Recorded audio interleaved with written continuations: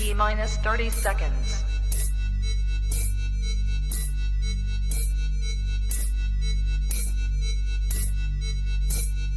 T-minus 20 seconds.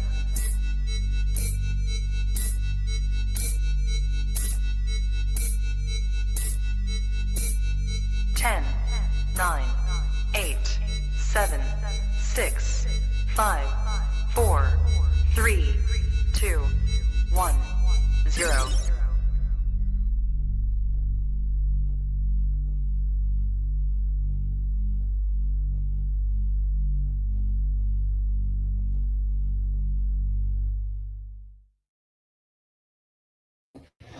All right, guys. I think is it episode 36? 30? 30? Wait, it might be 30. Might be 36. I don't know. All right. So Benjamin Cole this week. But before we get rolling, we got to do the usual. US Art, guys. Beginning of the year. We talked about it last week. Everyone saw about this possible new Snake King documentary. They're going to need our money. Second, Pomona show, guys. I hope everybody had a good weekend there. Saturday, make it. Already looking forward to July. And for everybody who did go, you lucky bastards. And I think we're good to get rolling on that note. All right. Ben Cole, buddy. How's it going? Excited. Oh. So, as you know, we've been trying to do this for like 9 months now. I stiffed you like 14 times. To be fair, it was my fault last week. Yeah. Christmas surprise over there. I slept through one of them as well. Okay. I don't remember that, but Daytona maybe Daytona. Yeah, I think it was that one. All right. So, first off, Mike, appreciate you coming down and helping me with this. Thanks for having me. I'm happy to be back. It's 2 weeks in a row, having fun. All right. So Ben, have you done one of these before? Briefly with a guy in my house. Okay. Was it reptile related or what were you guys talking about? Yeah, it was reptiles. Okay. I have no idea who he was. Hey, I let strange men in my house all the time also. Yep. Could have been the IRS. Okay. I don't know. Well, I hope you guys didn't talk numbers. So, Ben, I do this all the time. Give me your startups in the hobby, man. I want to hear about the rock you flipped over. I want to hear what you got you started. So basically I grew up in northern Maine, so not a very large reptile base. But I grew up on a horse farm and hunted and fished and was an outdoors kid. So I just had the natural appreciation for any animal, long before I decided to enter the hobby. And, mostly I saw turtles. Growing up, brook trout fishing, one of the areas my dad took me to had quite a large population of wood turtles, which, now that's also rare. And, back then the only damage to the population was, raccoons moving in and, we'd find tons of wood turtle nests all the time dug up from raccoons. But, and I never really knew how special that was back then when I was a kid. But then, I went to college to go to vet school, and suddenly I didn't have any of the animals anymore that surrounded my life because I was busy in school, so I was missing a lot of fishing, a lot of hunting, couldn't have the large animals at the college I went to, things like that. So I was still an outdoors guy. So in the dorm, I got some fish tanks. I started collecting driftwood to sell to the local aquarium shop to pay for my fish. And lo and behold, one time he couldn't pay me, so he gave me a pair of Cal Kings and a pair of Alterna. And by no skill of my own, just them living in the same tank together and not eating each other, they finally produced. Hell yeah. And the Alterna, I didn't realize, how expensive babies were or anything. And, suddenly I made, a couple grand on a couple of clutches of snakes, and the light bulb went off that, man, these things eat like a 20-cent mouse and I get a grand. Yeah. Huh. Yeah, that's a business model. Yeah. So Then I just stayed in the hobby. By the time I graduated college, I had, a couple of hundred colubrids, much to the dismay of my fraternity brothers, because I had the mouse colony in the basement as well. And then, I bounced around trying to figure out what I was going to do with my degree. Finally, the University of Florida recruited me to work in molecular genetics. By the time I got done, with about 10 years of that, I had like 700 animals wedged into an apartment. And I decided, you know what, I'm going to just buy a farm and do this for real. Respect. What year did So you go now to I college have, and start breeding? yeah, so now I have all the headaches of a giant farm and, the market's supposedly crashing. Well, only if you look at one guy online. As it tends to do every 18 Yeah. months. Yeah. Yeah.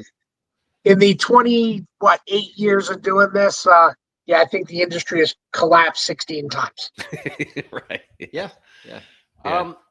I was looking at some chart online this past week. I think is his name Joe Montana? Who's the guy I'm talking about? Oh, I don't even want to call him out on this podcast. He had a ball python chart, and he showed I think the spikes of ball pythons, and then it coming back down, and he's talking about how the market was dead.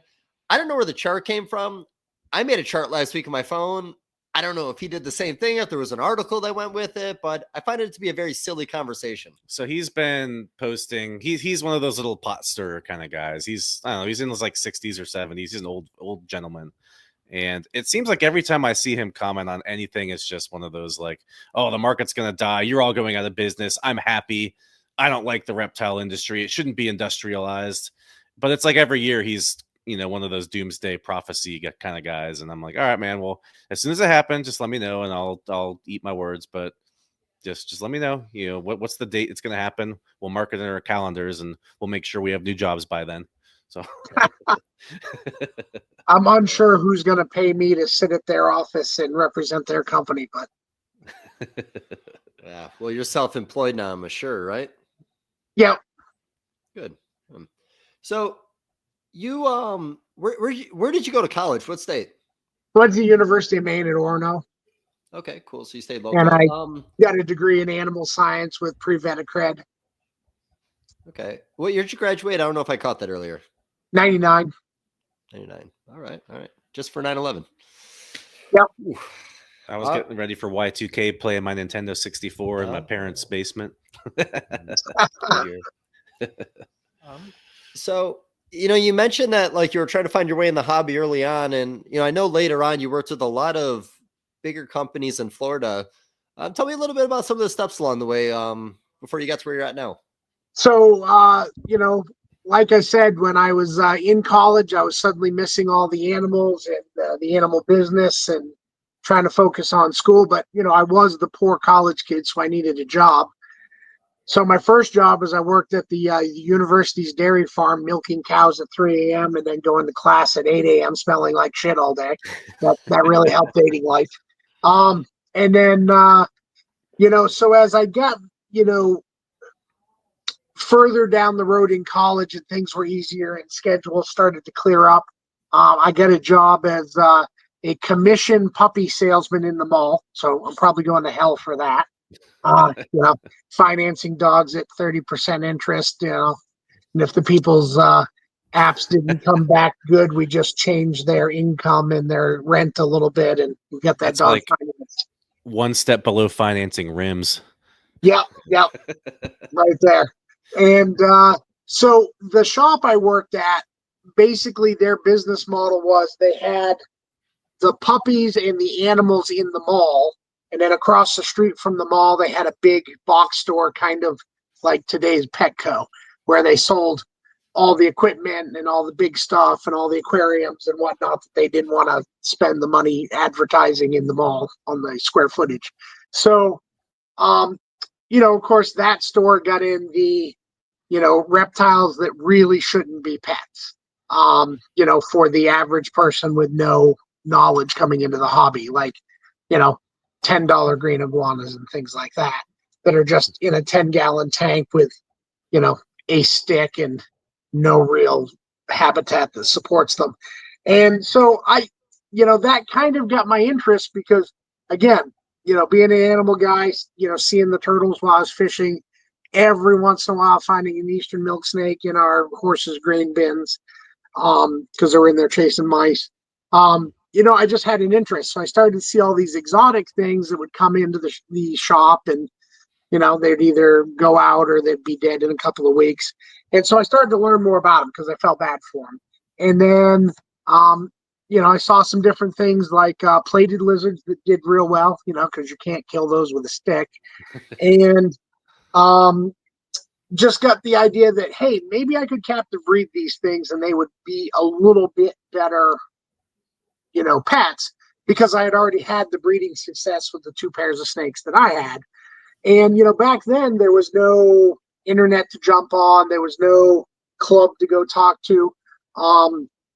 So it was really hard for me to find info. And I met a guy at work that had already had some animals for a while, had some reptiles. He was doing mainly house snakes. And he knew a school teacher in further northern Maine that had snakes in his classroom for a long time. His name was Doug Cranick. So I talked to him on the phone, and he learned about Maine Herp Society. So I joined the Herp Society, I think in 96 or 7, and started going to their meetings, which was interesting. Maine being so rural and so spread out, I went to this club meeting probably about 30 minutes away from where I was, but we had people driving 3 and 4 hours one way to a Herp Society meeting, which today is unheard of. Nobody would put in that much effort to do anything. And so it was quite an advanced group. Like, everybody that was keeping was actually actively trying to breed and trying to make these things, not necessarily for money or an industry, but just because they were so rare. And, a lot of that stuff was coming from imports that had matriculated their way through the system to these shitty little dog stores that just happened to have 5-10 gallon tanks in the aquarium section. And so, they just wanted to breed and make things better. And that really cultivated. And then in 99 or 98, we started going to the New Hampshire show. And then in 99, I started a show in Portland, Maine, that then when I moved away, I gave to the Herp Society, and they're still running it today. So, I think outside of you, Rob Christian is probably the only guy I've ever heard of anything reptile related in the state of Maine. Yep. Yeah, there's another guy up there, Doug Cranick, there's Josh Easter, that are both, been doing it the whole 28 years I've been doing it. They're producing some nice stuff. Doug's a colubrid guy. Josh Easter's colubrids and collared lizards. And does he do carpets too? Yep. Yeah, that's right. I've definitely heard of him. Yeah, I know him. So. Yeah. It's funny. Maine was what they call the whitelist state. When I had my pet shop in Maine that I bought at the end of college, we had a list of 23 species that we could have. Right. And if it wasn't on the list, you couldn't have it. And while the fishing game wasn't anti-reptile, because, nothing can live up there really other than some garter snakes through the winter,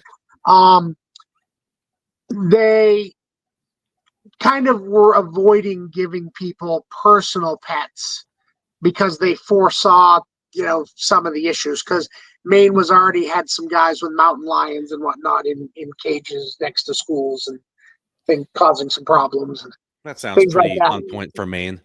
Yeah. They had to have a chain link fence, but then little kids are walking back and forth in front of these mountain lions all day.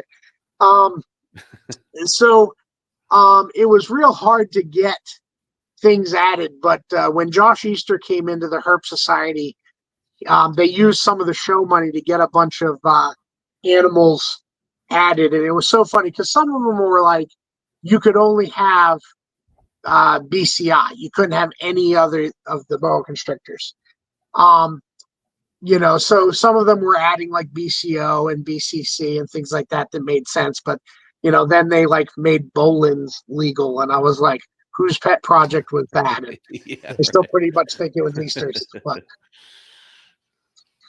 Yeah. Well, temperature changes up there. Someone actually do pretty good with their bowlings if they pay attention to them. Yeah. I think so. You gotta cool the damn things at what, 40 degrees to breed them? Yeah. Okay, just open the window for 8 minutes and you're good. That's it. Now, I talked to some German guys about this. I hate to say it, their names I think were Hans and Franz. To But pump you up. yeah, and I could be wrong. I'm half retarded. But long story short, yeah, in Germany, they were just cracking their window all winter and letting that cold air. And I think it was dropping down like 50 degrees in the room. And I think they successfully bred Boelens 3 years in a row. And that was 5 years ago. They had their third consecutive year. So they got a nice one. And I think they got Maine Vipers too. I mean, shit, Yep. my buddy and I in Pittsburgh, he's my tattoo artist, good buddy of mine, Ray. We we were breeding boa constrictors and false water cobras, and I think he didn't actually get any green tree pythons to go, but same thing. We just cracked the window in Pittsburgh for like you were saying, we'd crack it for like 46 minutes and then close it for the rest of the day. And like, it would get cold in there and it would drop the animals down to enough where they're, have producing fertile sperm and ovulating and all that. So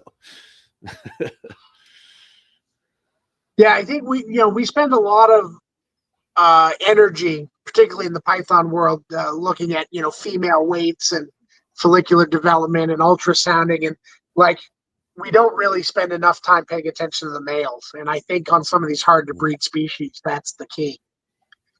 Oh, that's interesting. Elaborate on that a little bit. Well, it's just like Mike was saying about getting sperm and development and getting good sperm, because there's a lot of species we see locks all the time and then nothing happens, or you get females that lay slugs every once in a while. Well, obviously they've done everything they were supposed to biologically, but the egg wasn't an egg, it was just a slug. So you have to start looking at the other side of the equation. And that's what these winter coolings and temp shifts do, is they help that male's body cool down and make sperm turn on. yeah, I mean, it's like the Woma pythons I breed, I found I have more success if I get them colder. So like this year I put them down to like 65 degrees at night. And we're getting more advanced with like we're setting our thermostats to have specific night drops and stuff. But I mean, it basically goes back to the same thing. We'll open our window at night and then close it in the morning.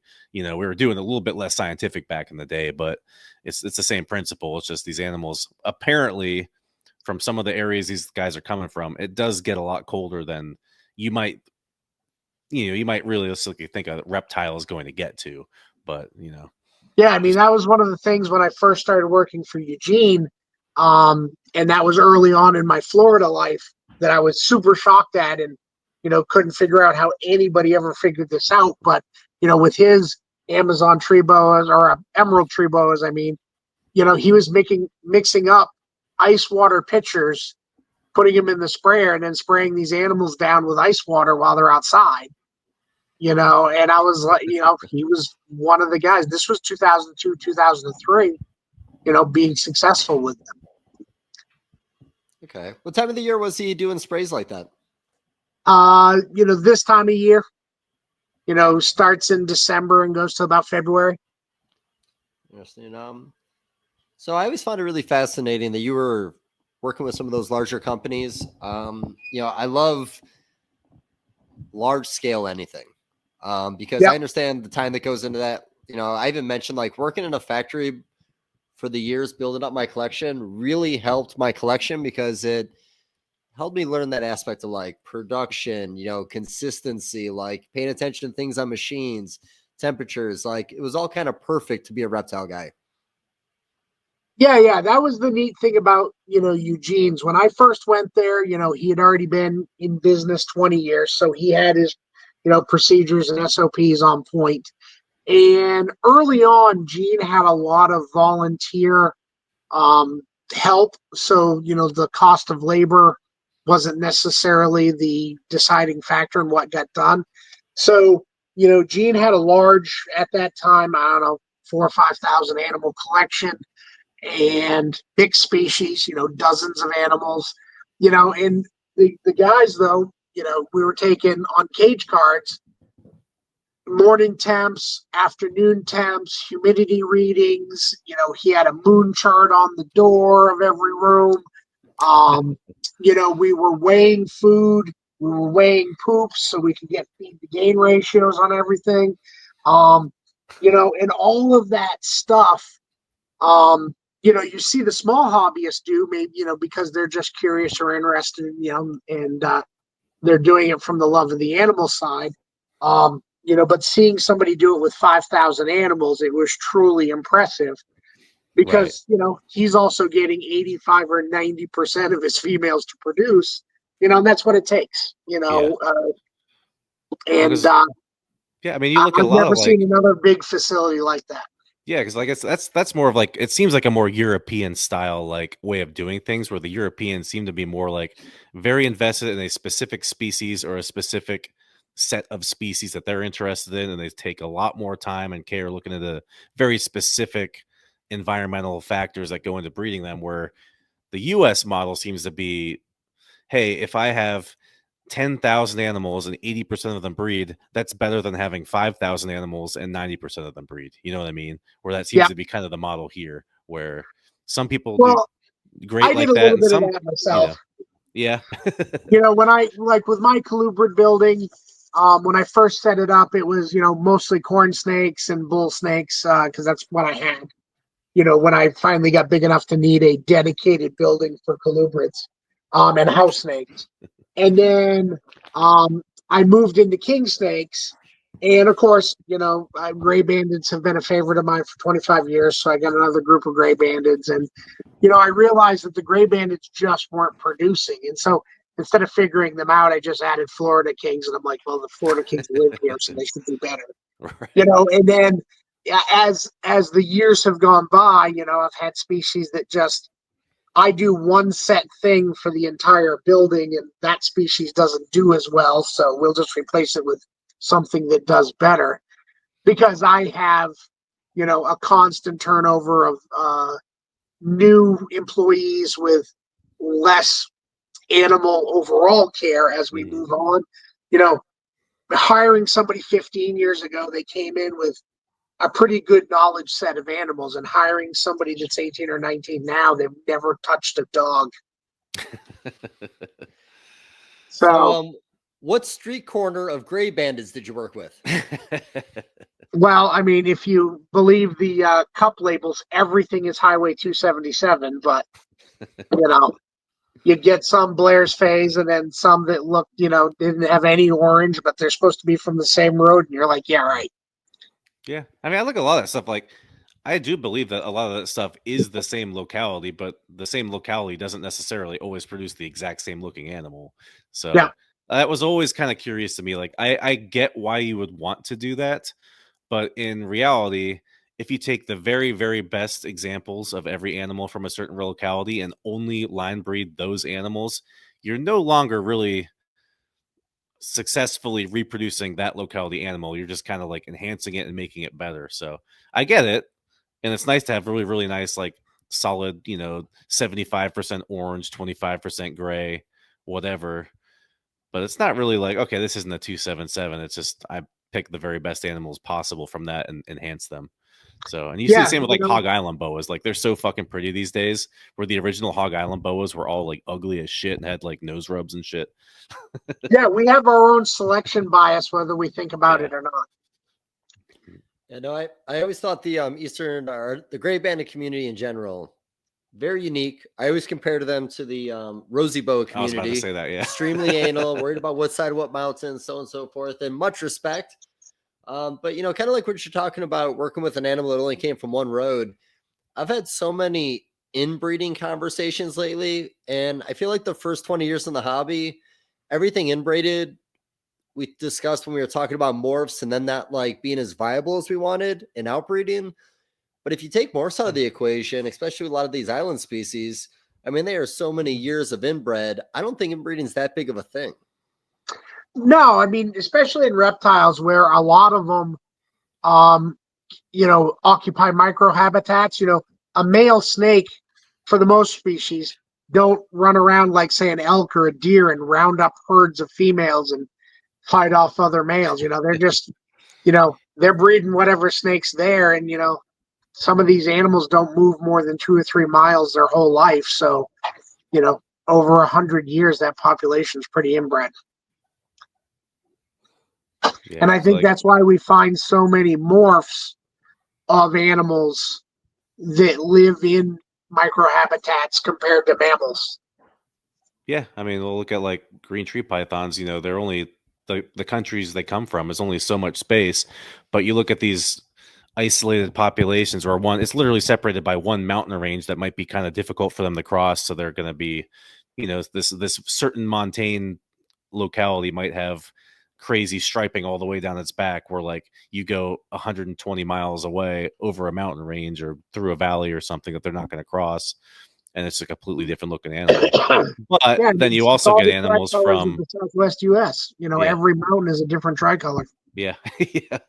But then again, other green trees, you look at them and it's like, okay, I can tell this is a montane locality, but other than that, who the hell knows where exactly it came from?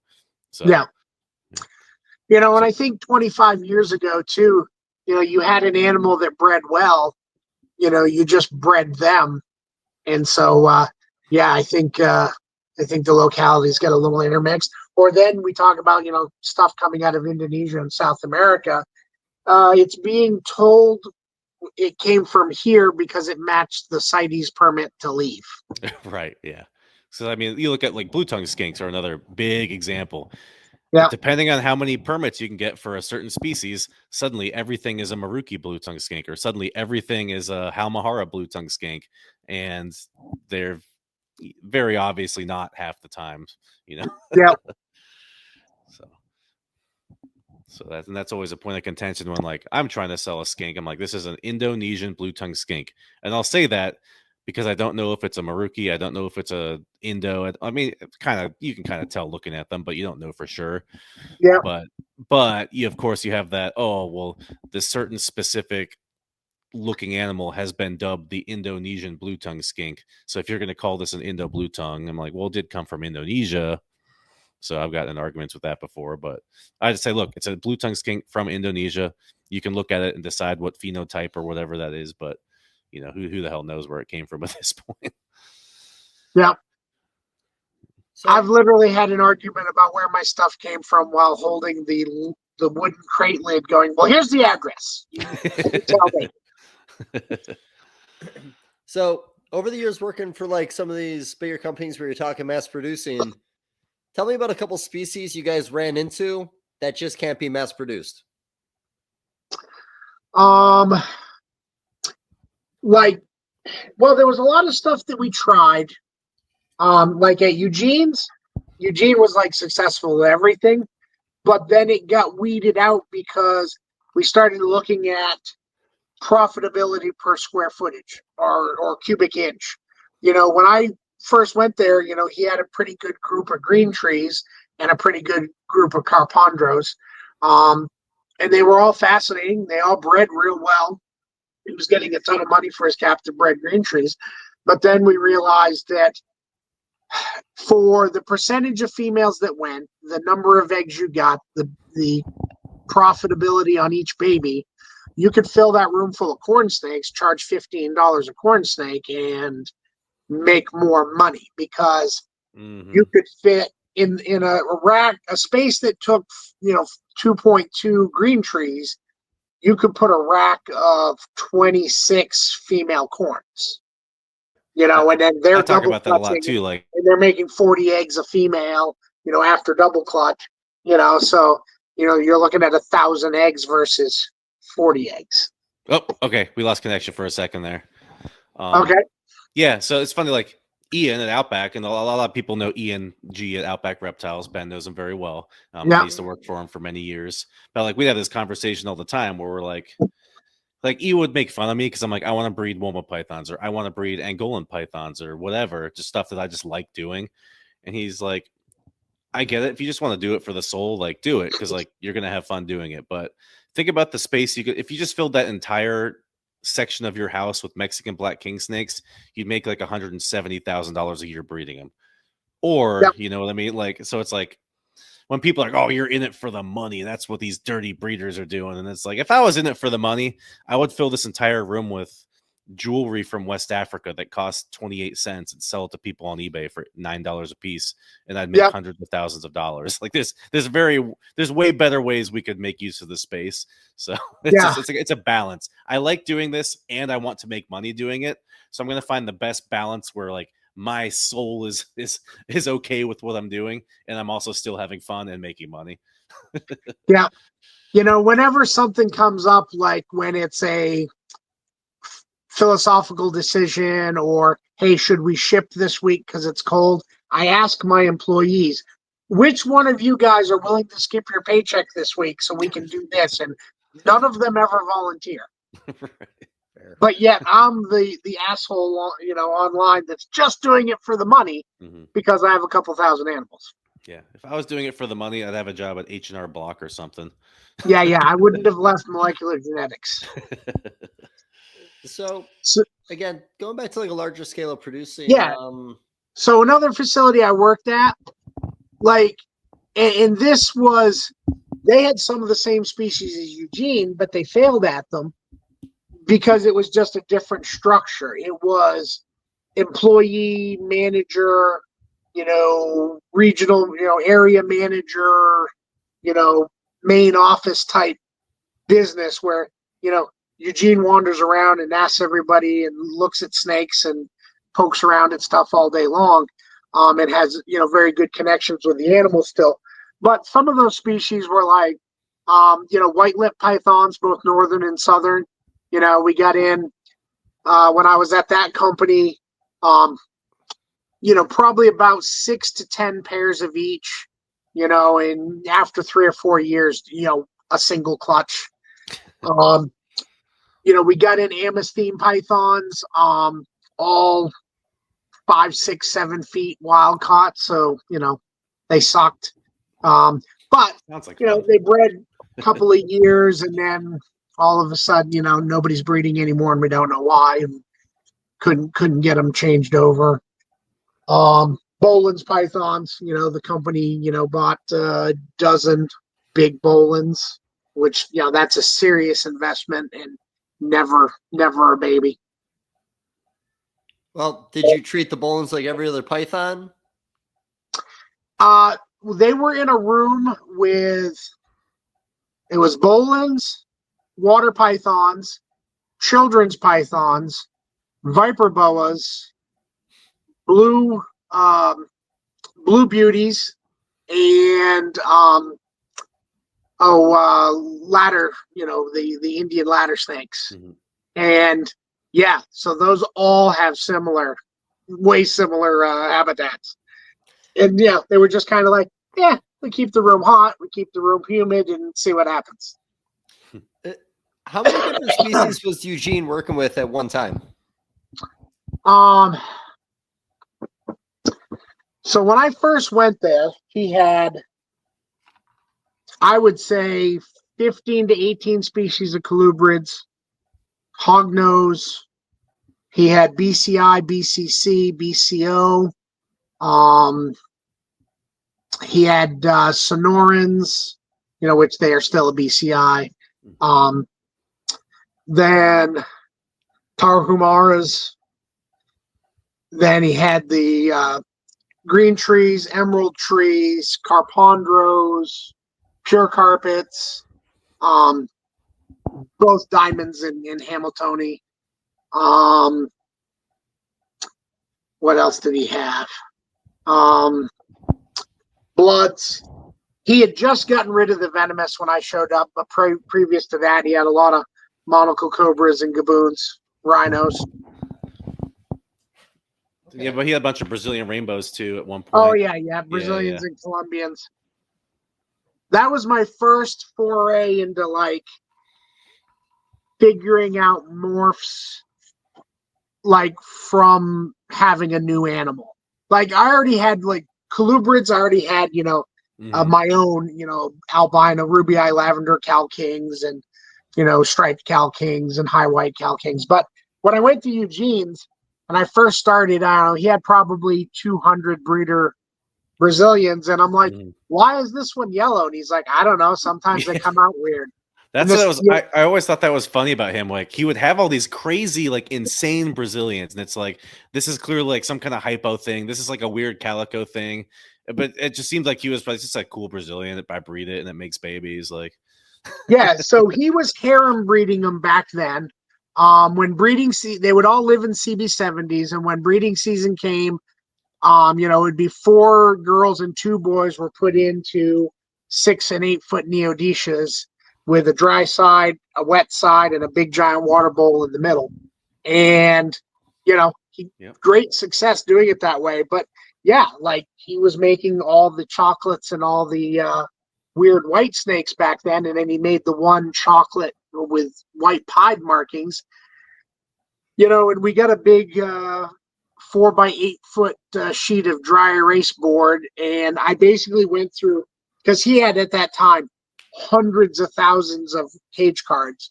So we went all the way back to 1982 when he got Brazilians from Boff Bear and the National Zoo.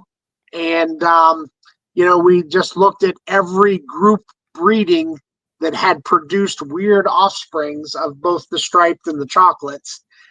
And we kept, being able to eliminate a male here, or a female there. Mhm. We always knew who the mom was because they're the ones putting out the Yeah, babies, but, there was always 2 males. And we narrowed it down to 2 groups of 2 boys that every time those were together, we made weird things. And, so it was about a 3-year project. We figured out how to make, the chocolate stripes, which then go on to turn white when they're older. Interesting. So, Now, what year was this when you guys were really heavy in the Brazilians? I would say 4 through 7. Okay. So what you said harem breeding, 2 point what? 2.4. Yeah, I mean Ian. So Ian and his partner with the albino project, they did the same thing. They have a couple males and 2 or 3 females. He basically had those Boa Master 6-foot cages next to each other with a divider, so it would open up between them or whatever. So you could then have multiple animals in each cage, and he bred them communally for a long time, and it worked really well. I mean, even now he's still doing some communally, some individually, but it still worked well either way. But yeah. That big like kitty litter box full of water in the middle, like I'd go into that little, we'd go up and visit the guy who had a lot of the albino stuff for, half of the project or whatever. And, we'd go up there mid breeding season, and then, there'd be like a couple albino males and 3 or 4 females, like in the water dish together, all curled up. And it was cool to see. Yep. And I'm sure that, I don't know in the wild if they have big breeding balls, but definitely in the confines of a 6-foot neodecia, you would have both boys trying to breed, and sometimes a girl too. Mm-hmm. So I imagine you guys got there because you realized 1.2 wasn't working, 2.4 made the males breed a little better. It was for male competition. What other species have you run into that male competition goes a long way? One of the facilities, when I first started working for Bill Brandt at Gourmet, they did a lot of male competition with ball pythons, but it wasn't direct contact. It was, putting your primary male in loose with the female, and then putting a mature male that you didn't want to breed in an onion sack. So he was in there.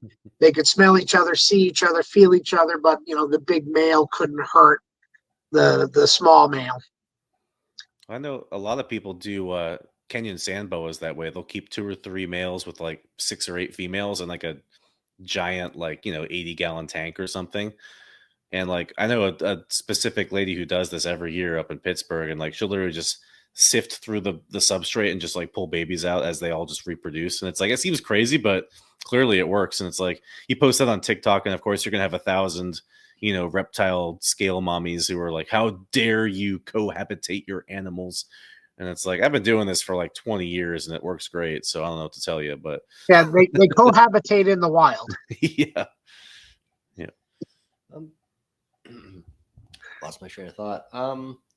So with blue tongue skinks, I've brought it up a couple times in the past.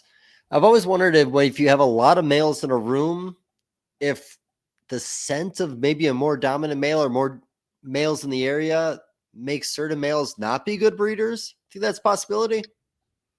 It could be. I in my experience, the joke is that the females are just so horrible, the males don't want to breed. I've seen as many females attack boys as males attack females.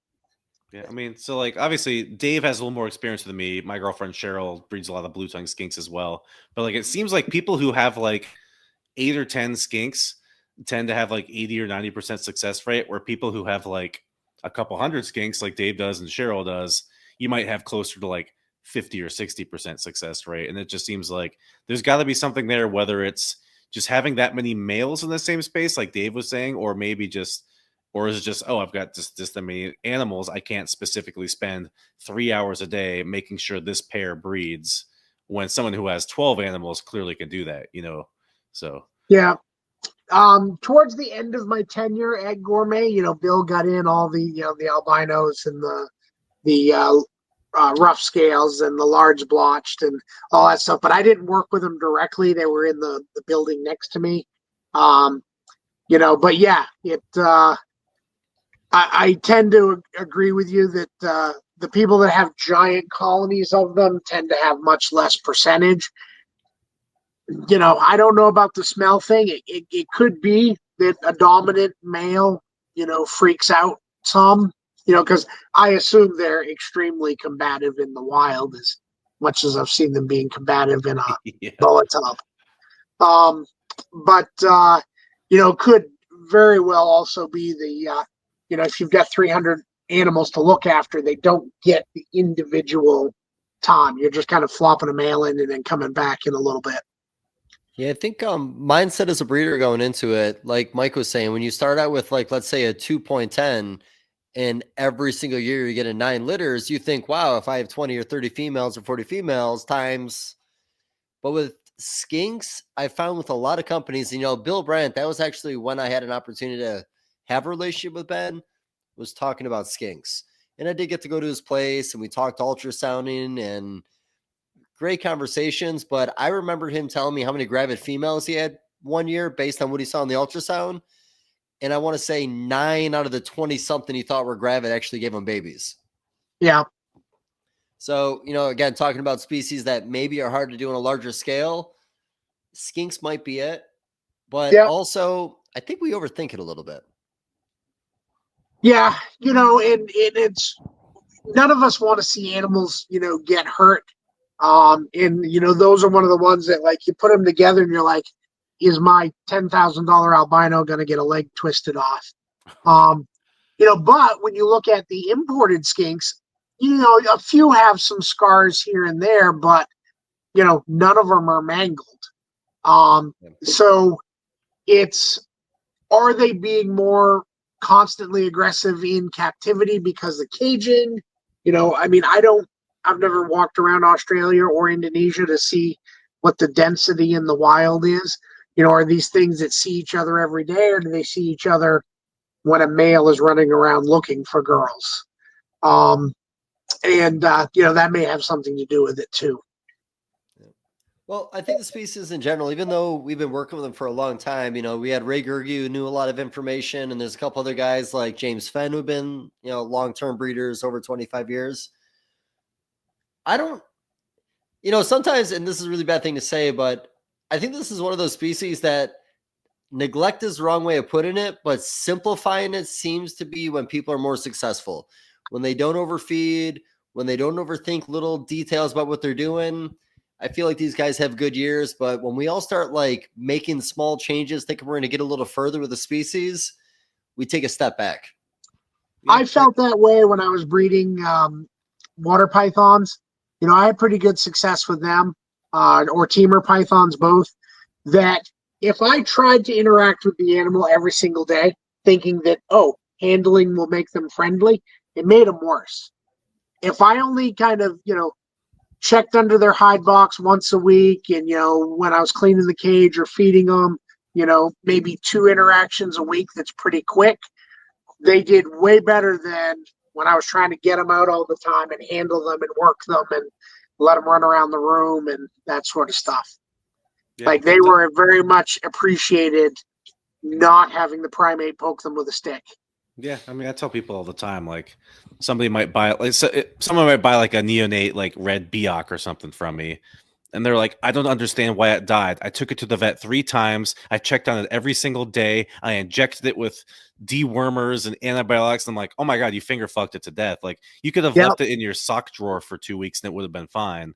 Like a lot of these animals, I don't want to say they thrive on neglect, but they thrive on just being left alone. Like as long as their basic needs are met with their humidity, heat, and just leave them alone. Like there's a lot of people that just kind of overdo it. Like I'm going to make sure this thing survives. And in doing that, they stop it from breeding or they stop it from thriving or they just stress it the fuck out. Yep. Yeah, that baby Biak, he just wants to sit under a leaf and get some water dripping on him. That's all he wants. Yeah, he wants to eat maybe once every 2-3 weeks and he'll be good to go, you know? Yeah. So I had a conversation on one of these podcasts where somebody mentioned that they thought baby Biaks in the wild were eating roaches possibly. Have you ever heard anything like that before?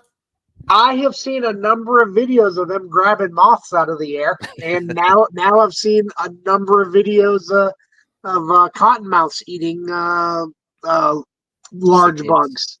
Oh. Yeah, cicadas. Yeah, Cottonmouths and copperheads. I've seen. Copperheads, Cicadas. Yeah, I mean, with the Biaks, a lot of people like you wouldn't think so. Like when I have like baby, it's not specific. Like the Biaks usually are fine. Like they'll eat whatever the fuck you put in front of them because they'll bite whatever in front of them. But it's like those little captive hatch bushmaster animals that are like actual captive hatched, like the Aru Biaks and the this and the that.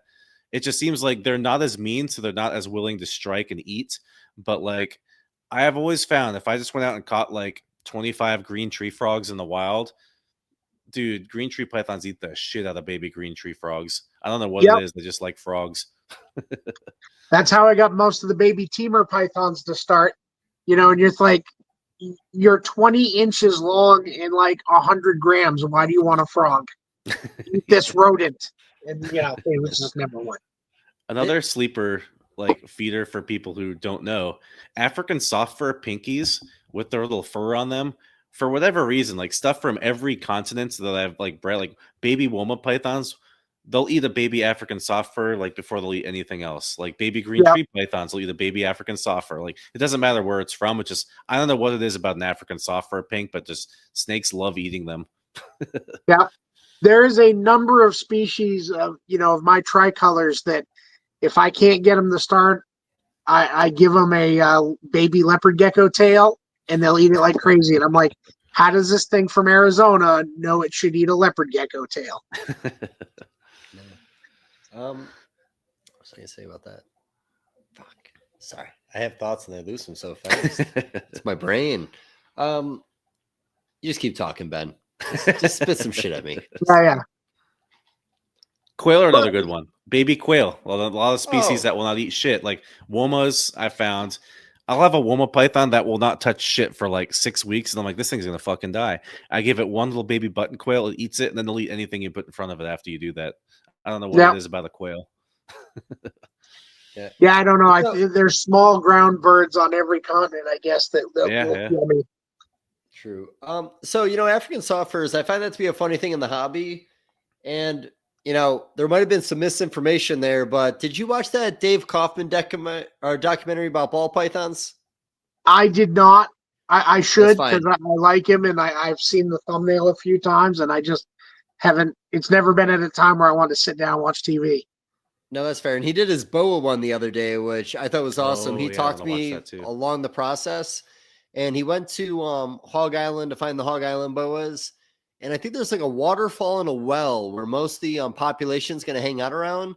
He said he walked up to a spot. I want to say he saw somewhere between 4 to 6 animals, like right off the bat, like the easiest thing to find. And for the longest time, I had heard they were gone. Yep. Yeah, well, I mean, with human habitation pushing everything around, it's, you know, there's a lot of species we think are just gone, and then, you know, you find them in a weird place. Funny story with that is I had one of my friends originally from the Maine Herp Society who then ended up working in the same scientific world as I did, and in fact was recruited with me when we came to Florida. And he really early on was a boa guy, and he wanted, can't remember if it was crawl K or cocker K boas. And he was thinking about getting some from either Eiley or what's the other guy that does all the Pearl Island boas? Well, I'm sorry. Vin Russo does a good bit right now, and there's a few other miscellaneous in the hobby. Oh yeah, he was going to get them from Vin, but was kind of nervous about spending the money. And so one of the first big people we ran into was Crutchfield, of course, when we came to Florida. And so my buddy was kind of wanting to buy some from Tom because he could see them, sniff them, smell them, whatever, here, and not have, a couple $1,000s shipped in a box from, the other side of the U.S. And so but he was kind of being one of those nerds, asking a million questions, kind of annoying the old guy. And he wanted to know the locality from Tom. And Tom's like, I got them at the dump because that's where all the boas are, because they're there because of the rats. So yours are the dump locality. And it was just, the way he said it was much more eloquent and forced, but it was hilarious. Yeah, the boas are at the dump because that's where the rats are. African soft furs. I want to bring you back to that. Yeah. So in the thing that Dave did in Africa, he's out in the field, he's talking to a guy, and he's all like, so are these ball pythons eating the African soft furs? And the guy's like, no, those are lab rodents in this country. Maybe. I mean, who even knows what they are? There's like 9 different stories about the creation of this piebald thing with red eyes that, gets softball size but has pinkies that have, chemo hair when they're born. Yeah. I'm sure a wild ball python eats whatever rodent crawls in front of it. Because you get these captive hatch balls and you get these bush babies and stuff. And I mean, you get a bush baby ball python in like June and it's like 400 or 500 grams already. And it's like these things are eating whatever you put in front of them. People always ask me, like, because I sell a lot of those imports for Outback, obviously. Like, I post them online and give them cool names and differentiate them or whatever. But and they want to know, like, is it going to eat? And I'm like, yeah, like they eat way better than captive bred ball pythons. Like your captive bred shit, you're saving all these very, very pretty animals and you're force feeding the shit out of it and giving it soft furs or gerbils or whatever to make it eat just because it has pretty genetics. Where these ones in the wild, the ones that survive, they're the ones that eat. So it's like 99% of these eat better than 80% of captive bred balls. I'd say something around those numbers probably. Oh, I definitely agree. The last few years I was at the University of Florida, maybe the last 5 or 6 years, I imported and then I was getting some from Ian as well. Mm-hmm. The gravid females, and we used them for research, peer reviewed journal paper, and got a kid a PhD. But what we needed pure unmolested DNA. No selection pressure of, this one's high gold or this one's speckle free or this one doesn't have any black tipping. We needed, when you're doing research for papers, you need, true unmolested wild DNA. And, so we were getting in these animals. We're letting them lay eggs, so we can do timed. We were trying to get the embryology picture of like days 0 through 120 to map out, the embryological development of the python. Then we were also doing some surgeries on eggs and, implanting ceramic pellets with different hormones, and letting the egg continue on development and seeing whatnot. And we worked on basically limb development and what the spur is in a snake. Because come to find out, they have all the same genes that we have in our hands that differentiate our fingers from each other, thumb from pinky, asymmetrical symmetry. Our hand is asymmetrical, but it's symmetrical to left and right side of your body. And, snakes have all that DNA. Come to find out, when you're trying to get a paper or a study through the IACUC committee, and you want to use a mammal, there's a million questions. You tell them you want to use a reptile egg, and they're like, how many millions do you want? We don't care. And so we're getting these snakes in, and with the animals we were letting hatch, you're getting 105 gram baby that comes out trying to bite you. And, now me, 25 years down the road, making 6 gene ball pythons, I'm getting birth weights of 48 grams. And Right. you have to sing soft kitty to it to get it to eat, And, some of that I think is the mutation. Some of it's the inbreeding. Some of it's, we're breeding 500 gram males to, 1,300 gram females. And, it's immature animal to immature animal all the time because we got to move forward. Well, it's always been a rat race in ball pythons. I'm sure you know that. You invest $10,000, you want that return as fast as possible. And once people can prove that you can get an animal the size faster, they're going to do so. Yeah. Yeah. Now it's critical with everybody being able to buy time. And, instead of starting with 1 het animal and 5 normal girls like I did in, 1999, now, people go buy a double recessive female and, get their investment male, and shit, they're already my first 14 years of ball pythons. And my girlfriend in 2003 bought a het albino and a het pied male from Ralph Davis for me for Christmas, so I could breed it to my normal ball pythons. Yeah, my first ball pythons I bred, I bought a bumblebee male. I think I spent like $700 or $800 on it from our good friend Josh that from Maine. I bought a bumblebee male from him, and I bred it to 2 normal females, and I made like 3 or 4 bumblebee babies and some pastels and spiders. I was so stoked with how much money I made off those things. And that was, even that was like 2007 or 8 or something. It was like my first year breeding. So that's when I really got into it. My first investment ball was in 2004. It's how I met Amir. And we finalized the deal in 2005. I bought a male albino spider for $14,000. Hell yeah. And I didn't even have a het female. So I'm breeding this thing to normals. My first clutch that was in the winter of 2005 into the spring of 2006, I made 8 eggs. And I was sitting there thinking how much money I was going to get from my spider het albinos. And I made 7 normals and 1 spider het albino. Hell yeah.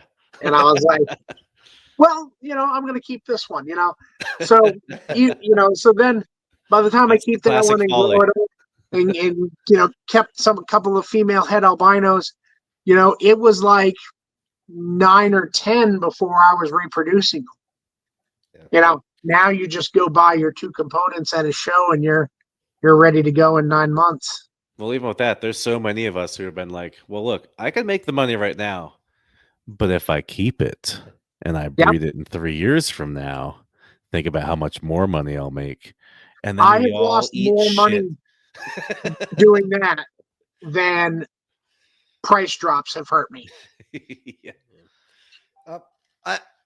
I've given a lot of people a hard time for not taking money when it's on the table in ball pythons. Chad, I bring up all the time. He's produced animals where he's had offers made in cash, and he's like, I think I'm going to hold it back. But I will say, in the last 3 or 4 years, those ones that he was a little stingent about and held back, he's made all his money back and a lot more. So really, I think a lot of that stuff is the management of the projects. Plus, you got to feed that shit like it goes to the gym. Yeah. But, the ball python thing, honestly, is like the best sample size for anything in this industry. Even like I talk a lot about now, like you look at ball python breeding, 1999 DG to a 1993 or 96 clown is the hottest thing in the industry when you put those two together today. Yeah. Sorry for the interruption, folks, but a quick word from our sponsors. If you're in the ball python game, then one of the biggest buzzes going around the hobby as far as reptile shows go is the new Southeast Reptile Expo being thrown by Bob Vu and his crew. Thank you so much, Bob, for being a part of this year's sponsor on the Trap Talk Reptile Network. Very excited to collaborate with you. I'm excited to actually be heading over to Southeast Reptile Expo in February, and that's February 15th and 16th. You can catch me there, so stay by for more announcements on that. Head over to Southeast Reptile Expo on Instagram and check out Atlanta's #1 reptile show, the newest up-and-coming, most exciting show around in the reptile hobby, and who else better to throw it than Bob Voos. Shout out to today's sponsor, and that is the Coco Dude, #1 chipper substrate in the game. Everything you see behind me, all my emerald tree boas, my green tree pythons are all over that beautiful Coco chip over at cocodude.com. Go to cocodude.com, place your order. I prefer the Coco to go. It's already broken down, less dust, the chunks are perfect. But yes, I like the Coco to go. No matter what your total is in your cart, if you put in TrapFam25 in the promo code, you are now going to get 25% off your entire order. Thank you so much, the Coco Dude, for doing that for all my trappers. Again, #1 substrate in the game. Less duck sheds, less dust. It's the best place to be, and that's the Coco Dude. Again, cocodude.com. Put in promo code TrapFam25 and get yourself 25% off the entire order. Thank you so much, Coco Dude. Cheers. But the ball python thing, man, I always say if you're into the stock market or if you got a gambling problem, you're great for ball pythons. Yeah. Ball pythons have made me more money and allowed me more freedom than any other species I've ever worked with. Any job where I work for somebody else, even the University of Florida. You know, I've had a new truck every 3-4 years. I travel to Japan and Taiwan a couple of times a year. You know, no, I don't have a great retirement plan, but man, I'm having fun along the way. Yeah, I mean, even me working for Ian at Outback, like most of my income every year was ball pythons, whether it was the captive hatch imports, the Voltas, or just random morphs he produced or morphs he bought and resold, and I was making commission on. Like, people would whine about the ball python market crashing, and I'd look at my website sales statistics and be like, well, 85% of my income is still ball pythons, and I'm paying the bills, so I'm happy, So it goes up and down, but I mean, it's always going to be there. Now I'm looking at it right now. Are ball pythons going the way of the leopard gecko? Possibly. I mean, a lot of your normal base morphs are going to be the same as a leopard gecko, but you don't see a lot of these high-end combos with leopard geckos that you do see in like ball pythons, for example. So that's a whole discussion we can start now, I guess, about whether the high-end ball python industry is going to keep the low-end ball python industry afloat, because that seems kind of where the question is right now. Well, I mean, I've seen it from every angle because I've had retail stores that I've owned. I've had retail stores I've managed for Amir. I'm producer. I export to Asia, and I still do a ton of the big shows like Daytona. And I also do my little local Repticons. And so I see it from every angle. And my gist is, we have 6,000, 7,000 flavors of ball python now. And some are getting cheaper because they're being mass produced, say like albinos and Lucy's. Mm-hmm. I have friends that produce multiple thousand Lucy's. And to Joe Blow pet buyer, whether it be parent buying something for the 10-year-old kid or, an 18-year-old guy who just moved out of his house and now he can have a snake because the parents aren't there to say no. A white snake is a white snake is a white snake. They don't care if it's a, super mocha or a mocha mojave or super lesser. So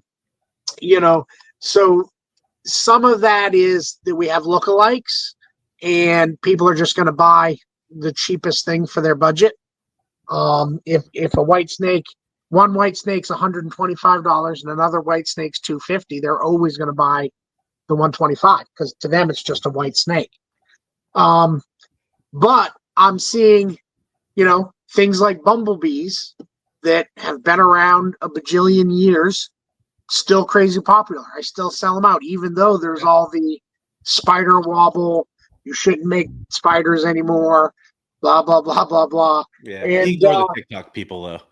Yeah, you know what? The pet person, they just see a pretty ass snake and it's $60. That's and with the blue-eyed Lucy's though. Like they've pretty much spent $200 for the past like 8 or 10 years. A blue-eyed Lucy. They went up to Yep. 400 for a little while Yeah. there. Yeah. Well, I get more wholesale to some countries than I get retail on a show table here. Right. Makes sense. Yeah. Yeah. So, so that definitely is following the supply and demand curve a little bit. But what I see is, there's animals like I walked through my grow out room today, which I don't do all the time.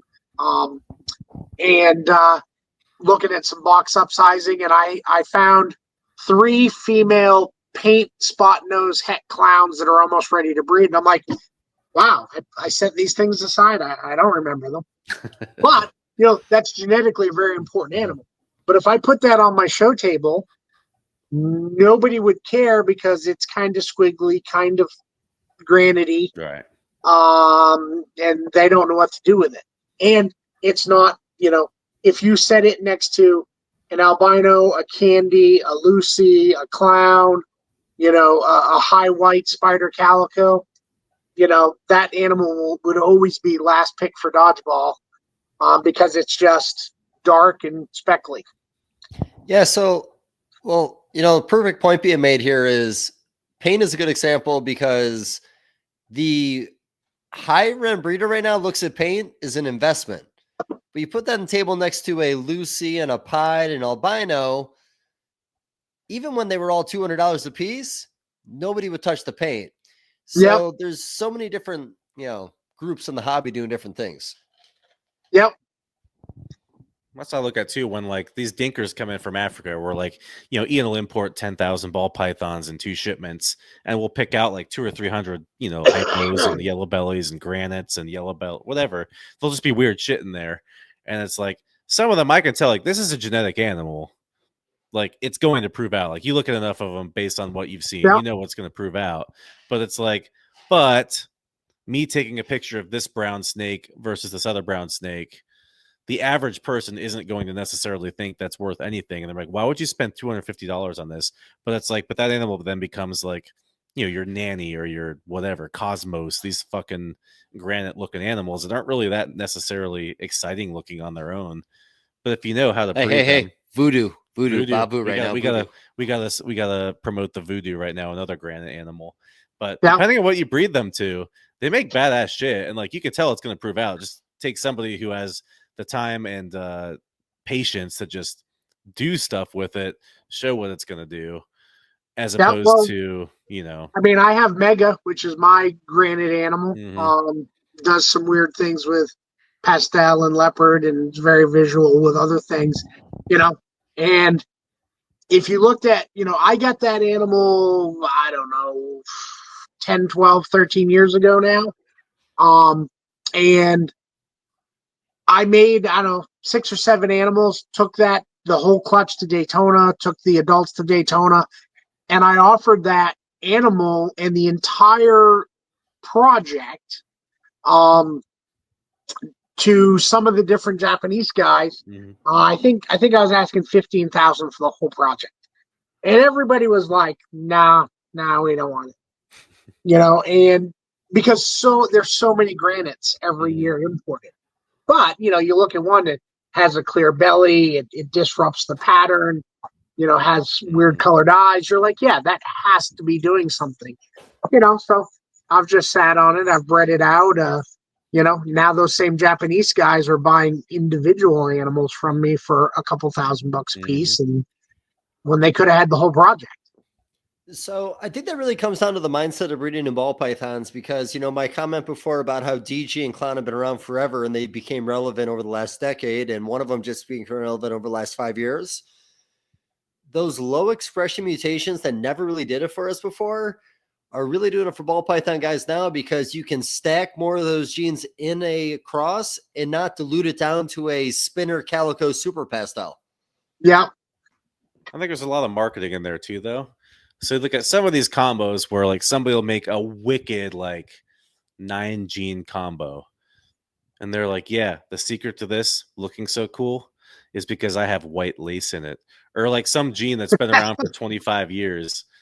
And then and I also happen to have 100 white lace combos for sale now that I've released this badass animal. And it's like, first, good for you. I'm not going to knock you for doing that.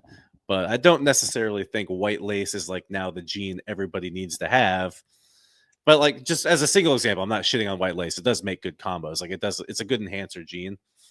But it's like I see a lot of that happen lately where it's like, oh, I made this, clown X, Y, Z, B, A, C. But like if you don't have C, you can't make it. And I have a ton of C available right now, That Yep. that Well, that sounds happened like to your me, little to me butthurt with from the Red Mackenzie. Stripe Project.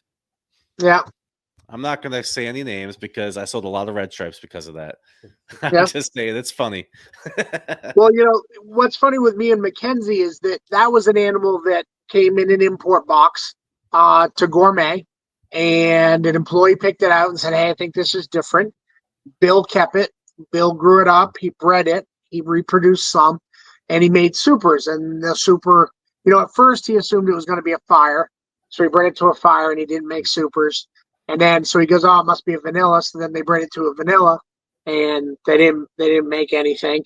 So then he bred it to it because by then he had finally grown up a female, bred it to itself, and they made a super, but it's just an even lighter with a little bit of pattern, eaten away. And it didn't make a white snake. And so we showed it around to a few people, and it never really caught on. Nobody bought it. And it just sat there and floundered in the back of the room, with 4,000 breeders, ball pythons. And so when Mike bought the company, I was, had been worked my way up to management at that point. And Mike was like, "I don't know what this clutch is, and I'm telling him, trying to show it off, because I think it's neat because it's just something new." And he didn't really care, so he let me buy them. And, so then the ones he let me buy were Mackenzie Sparks and some other assorted, parts of the clutch. And I grew them up, and finally I made the Super Mackenzie Jigsaw that's Battleship Gray with dark teardrops on it. And so then I gave it to Winston. Winston took it to Tinley, and then it's on the front page of the Reptile Report. Now everybody wants it. Well, that's great. Winston sold a bunch of them for me, and we made some money. But what's hilarious was one of the South Florida OGs remembered seeing that animal on one of Bill's lists from 5-6 years previous, being marketed for like $500. Mm-hmm. And here I am asking $5,000 plus for the combos.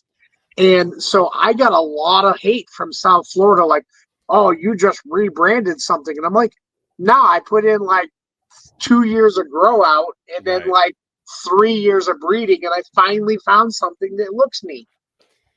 And I have guys now that still hate me because I made money on Mackenzie somehow. Well, we did that with Outback we had a black granite gene, which now, of course, all these granites, some of them are still valuable, some of them not. But like we had this black granite gene we'd been breeding, had super version, it had this, it made badass like Mojave combos, like a lot of these granites tend to do. And we sold them for like $500 a piece. And we're like, "Oh, this is kind of cool." And then like the Nanny came out, and like the Z ball, if you remember that one, there was like a couple different ones that came out around the same time. And like Carson's Nanny, and like he was selling them for like $3,500 a piece. And like we're like, shit. So like I guess we should sell this black granite for more. And like so we did, and people got mad at us, and we're like, I mean, it turns out it's worth some money. I mean, nobody cared about it before, but now that you see what it can do, suddenly you want it. And like that was the thing with the red stripe. Dave was making fun of me earlier. So red stripe has been around forever. Obviously, it's one of Ian's old school morphs. Like I think he proved it out in probably like 2005 or 6 or something. But and it did some good stuff, and like it made those like weird super red stripe granite things. The there's a bunch of cool combos with them, red devils and stuff he called them. But it never really went crazy because it was kind of an overpowering morph. But eventually then Kabilka, like in like 2017 or 18 maybe, he made that weird magma thing, which was like a red stripe, black pastel clown, yellow belly or something. Pompeii, that's what it was. Yeah, the Pompeii and the magma and all that stuff. And like I like woke up in the morning and like I had sold like 25 red stripe combos off the website. So I put the price on all of them double, and I sold the rest of them by the end of the day. And Yep. like people were calling me out, like, well, what you want to say? Like clearly the value went up. It's not my fault. And I went and thanked him at the next Tinley I saw him. I was like, I made a lot of money off of that. Thank you, sir. Thanks for figuring it out. Yeah, somebody had to do it. Yep. Yeah, no, I mean, the way that ball pythons, though, like, again, this is things being trendy and supply and demand. Mackenzie, you know, the funny thing is I was going to tell you about the one time I got to go to Gourmet Rodent. I was walking through the 6-quart baby room, and I remember seeing Spark Mackenzies everywhere, and that was like 6 years ago. And I think that was just before they became relevant for about, what, 7 months? 8 months you guys were relevant? No offense. But the reality is, like, you know, the ball python game has its own set of rules, and some guys know how to make the rules, and the guys that know how to make the rules make a lot of money. Yep. And what's funny is, you know, like I make a lot of Mackenzie Mojave combos, and I ship them all to Asia because as adults, they turn chocolate and white. But, you know, we judge everything on these ball pythons, what they look for out of the egg, you know, and then we throw them right up on Morph Market or take them to a show after a couple of meals. And, you know, that's all they get judged on. And a lot of these ball pythons do dramatic color changes. You know, speckles come in or colors drop out or, you know, whatever. And, you know, I have a lot of adult, you know, now they're 3,000 gram, you know, female 4 and 5 gene Mackenzies. And, you know, they're white and, you know, shades of chocolate or shades of lavender. And, you know, you'd never guess it because as a baby, it just kind of looks like the best fire you've ever seen. Yeah. So one of the things I used to say that I was really proud of, and I'm not sure why, because it's outdated now, is I don't give a fuck what my adult ball pythons look like. I sell babies. Yeah. But the way the hobby is now, it seems like the flex is in what your adult breeders look like.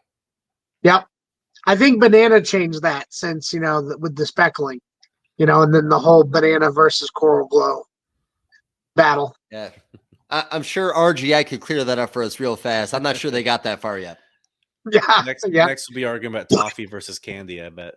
Well, speaking of that, I did see Adam Chelsea, another good friend of mine, just post that Mackenzie is not zebra.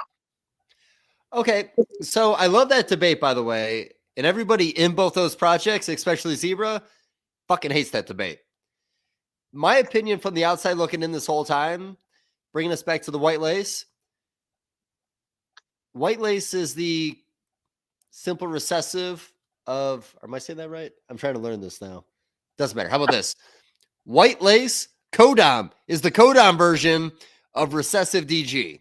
It's not the poor man, but it's the other way to get in there.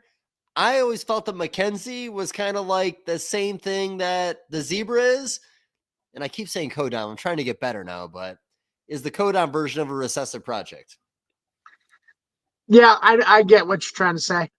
Incomplete. Butchered it, buddy. There's a lot of stuff that are going to be lookalikes, but they have different, you know, micro mechanisms inside, you know, the genetics, embryology, you know, all your different, you know, your phenotype can be the same when your genotype is different. I mean, I can open up this can of worms with cinder versus mahogany. Well, you know, the other thing too is like, you know, say a clutch, you know, when an albino or a lavender gets pulled out of an anthill in Africa, it's obviously different, drastically different. But, you know, when something weird gets hatched, you know, at Noah's or all the different places that hatch them, I guess he's out now. But if it's super subtle, then those guys don't care. And it just goes in a bag with 18,000 others. And, you know, then see a lot. You know, then 5 come to Gourmet or 5 come to Ian with somebody experienced. You know, you picking them out at Ian's. For, I think, about 5 years at Gourmet, I got to open every single bag as the lead guy with the team. And, you know, so I got so to much see fun, by the way. 18 to 24,000 babies in about a 2-week span. Yep. and I got to see every single one. So, you get in some of these super subtle things. Well, you'll catch one, but you don't catch the other four. Mhm. And then that goes to a Petco or it goes to a mom and pop shop, and then some dude buys it, grows it up, and it looks a little different, or he breeds it to his pastel and it makes something really weird, And so you legitimately have, the same animal being developed in two different areas, and two different guys call it Mhm. two different things. So I think there's been some of that. I think there's Well, also so been a lot of just straight out lying, like I'm going to buy this and then I'm going to call it something different, and I'm going to make my own $10,000 animal. well, look at like Hurricane, Blitz, Trick. I'm sure you've seen the same amount of animals coming in from Africa that look like a hurricane or a blitz or a Yep. trick. It's not an uncommon mutation. It's just whether people take the time to prove it out. So, like, when I see people argue about whether hurricane and blitz are the same or trick or whatever, it's like they are, but it's not necessarily that anybody lied in the first place. Now, granted, once everybody kind of realized that all these trick animals are coming in from Africa and they look and act exactly the same as hurricane, yes, they're selling them as hurricanes, and I'm sure that happened because hurricane was worth a lot more money. But now that we all kind of know, it's not really happening anymore. So, Yeah. one Well, of like those with my things. Mega,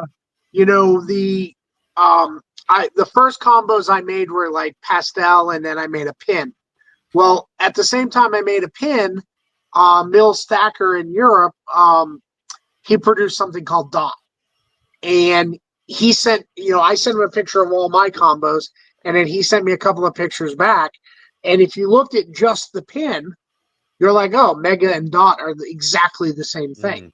But now that we've looked at, pastel and black pastel and bongo, they're not.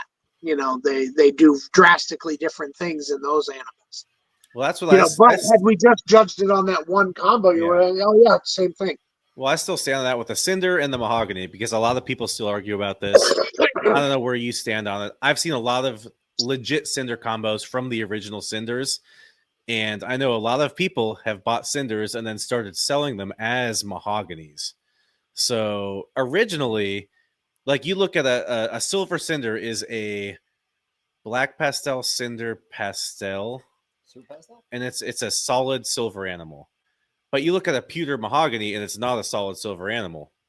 Yeah. But go forward 5 or 10 years after cinder's been around a while, and you start seeing mahogany pewters that are solid silver animals, just like a pewter cinder. And I'm going to name drop him because he has said this publicly and posted them on Morph Market publicly. Bob Vu is now selling all of his cinders as mahogany / cinders because he just decided they're the same thing.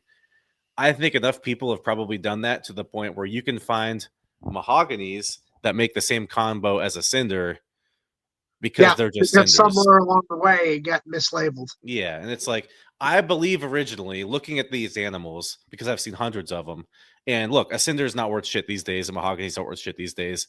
I have no stake in the game, but Yeah. I've seen enough that where originally I believe it was as different as like cinnamon and black pastel. Like you look at a super cinder, it looks like a suma. You look at a super mahogany, it's cool as shit. But you look at the different combos and they made different things. But nowadays, kind of the same as like butter and lesser, they've been mixed up so much that who knows if it was a butter, who knows if it was a lesser, who knows if it was a cinder, who knows if it was a mahogany. So and while that's they may some of have the been, fear yeah. I have going back to like RGI and starting to develop these tests. When they get sheds submitted, I'm sure they're doing a decent size sample.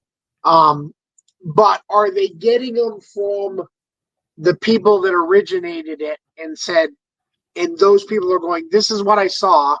This is the original animal, or, the first few animals I made. Or are they just getting them willy-nilly from any hobbyist who wants to send them in, who may have been duped, or, they may have gotten their animal at a show and the guy bought it from a wholesaler and just goes, well, this is what I think I see. Yeah. Well, you can look at the desert ghost because thing. some of these could actually be the same mutation, but then there's just a little bit of familial DNA chain attached to the end. Or, one mutation took over 300 base pairs, The other mutation is the same exact thing for those 300, but then has another 200 base pairs that are slightly different. Yeah, I mean, I look at these genetics companies. I don't inherently distrust the genetics companies. Like, I believe they're doing good work with the samples they're given. But you look at all the misnamed, mislabeled ball pythons on Morph Market, and you realize like 20 or 30% of people doing this don't know what the fuck they're talking about. So, like, Yep. you could Well, so like the that's what I reason that did for the is that why University of Desert Florida. Ghost was all screwed up. Like the Desert Ghost test, they're saying there's like 6 different Desert Ghost genes or 3 different Desert Ghost genes or whatever, and it's like I see Desert Ghost come in from Africa, like 1 or 2 will come in like every 2 years. That is a Desert Ghost looking animal. Now, I'm sure they are slightly different genes, but most of them are probably compatible. But how many people are sending in their original shed tests from a Bell Line Desert Ghost to prove for the Bell Line Desert Ghost genetic test versus another one that came in maybe 2 or 3 years later? So that's where it gets a little bit suspicious there, you know? Yep. You know, or even like myself, I bought a couple of years ago from a good friend of mine, known him 15, 20 years. I bought a Candino Black Pastel, or not a Candino, a Candy Black Pastel Het Pie male. And I've grown him up. And then I just bought a collection from somebody 2 years ago. And in it was a big Candy female. And so I'm like, oh, well, you know, I'll just make Candy's Black Pastels and they'll be Het Pie. You know, and I bred them together and I got all normal babies and a couple of Black Pastels. Nobody was a male. Well, so I go, oh, well, you know, maybe one's not a Candy. Maybe one was an albino. Somebody had made it with a Candino and then just called it Candy. So I go look at the animals. Both animals as purple can be. Right. So then I'm like, so I call my buddy who sold me the male Candy because he was the original guy that bought it from Ian.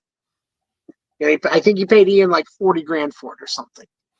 And so I call him and go, hey, man, how can I breed 2, you know, lavender, you know, purple things and make normals? And he goes, well, you know, Ralph Davis got in this animal, you know, 15 years ago, and he bred it, and it didn't make baby. It didn't make a male babies, so it's a different gene. And I'm like, well, what the fuck did he call it? And, you know, what can I figure out about this? So I thought, well, you know what? I have lavender albino too. Maybe I mixed up an animal. So I went and looked at all my lavenders, and I'm like, nah, these look way more ghost than a Candy looks. So there's no way my employee or me could have mixed these up. So yeah, I have 2 things that look exactly alike, and they're not compatible at all. Yeah. Sounds like a curse, buddy. What a horrible thing, man. Congratulations on that T negative in 2025. Yeah. So now I'm breeding. So this year they're all being bred to a lavender albino Woma, so I can make Woma great again. It's a sleeper gene, buddy. Don't be fucking around. Yeah. Spider that doesn't wobble as much. Quite as much. Yeah, it's not quite there. Oh, yeah, well, I'll take B- over C-. So you might remember this. I think this was a late 2000 debate, but do you remember there was Woma and Hidden Gene Woma, and there was a big debate on, I think, Fauna about some retard that came out saying that he bought the first one from Kevin. He was the one who actually gets to name the project. His Womas are actually the first Womas. You remember all that chaos? No, I did not see that. I hate that whole thing. The fact that he decided, so like a Hidden Gene Woma looks nothing like a Woma ball python. They're 2 different morphs. Like they're very clearly different morphs. Why would you try to decide? Sorry, Kevin. You don't watch this podcast, so who gives a fuck? But sorry, Kevin. Why would you call it a Hidden Gene Woma when it's clearly just a different gene? If you had marketed that, you could make up any other name in the world. Call it a fucking web slinger or something. Like it's a new gene. It does this cool thing, especially if you breed it to a lesser. It makes this soul sucker thing, which I guess you can call it a soul sucker. That's a cool name if you think that's cool. But what I'm saying is, why would you even associate it with the Woma gene when it's clearly a different gene? There's nothing hidden about it. It looks different visually. You don't have to breed it to a hidden gene lesser, because I remember he decided to say something like, what was it, King Lesser or something he was saying? There was something weird about that. And it's like, dude, it's just a different gene. Like, it's not a Woma. It's not, there's no hidden gene. And like everybody was buying Womas when that shit came out. I don't know. That is one of my personal pet peeves in this entire industry. As you can see, I just like shat my mouth out talking about it. But it's like, dude, it's just a different gene. It's a really cool gene. It does cool stuff. Calling it a hidden gene Woma just makes everything confusing. Yeah, you know what's funny is when Kevin brought Soul Suckers to Daytona way back in single digit 2008 or 9 or whatever it was. I was there. I saw those, and that was one of the first snakes that I'm like, that damn thing is sexy. I have to have it. And so, but fortunately, Kevin really wanted calico for some reason, so I shipped him an adult female pastel calico, and he sent me down an adult female soul sucker. And so I never had to go through the growing pains of thinking that Woma was the same thing as hidden gene Woma or different or whatever. Yeah, I used to save all the pictures from his website. I think when he put pastel in it, he called it the Spectrum. And goddamn, did I stare at that photo all day long. So to make it fair, so like me, I'm gonna make fun of Kevin for saying that, you know, Woma, hidden gene Woma was like a hidden gene version of the Woma.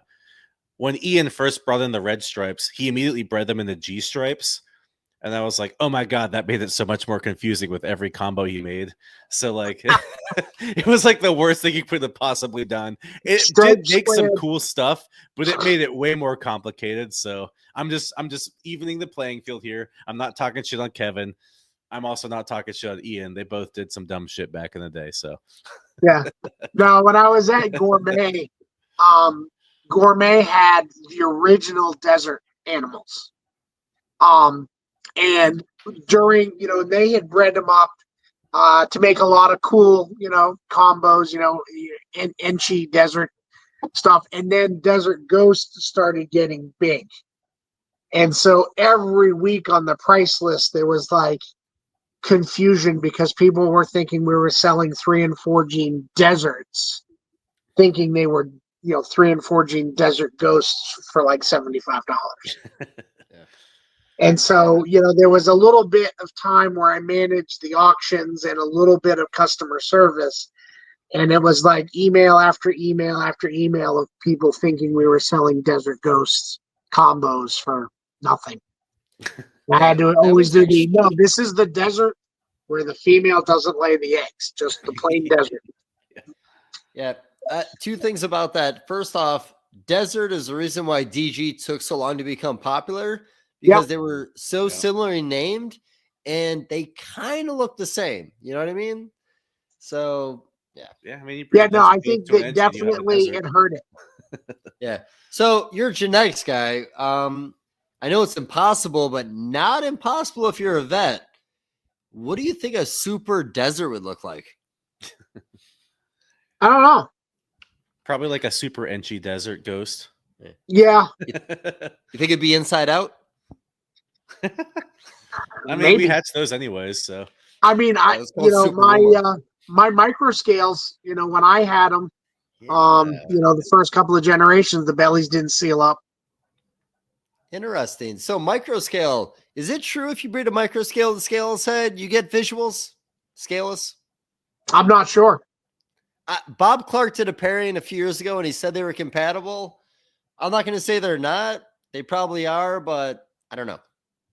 We imported, when I say Ian imported a pair of fucking scaleless heads from Africa last year, and they look more like a micro scale than a scaleless head.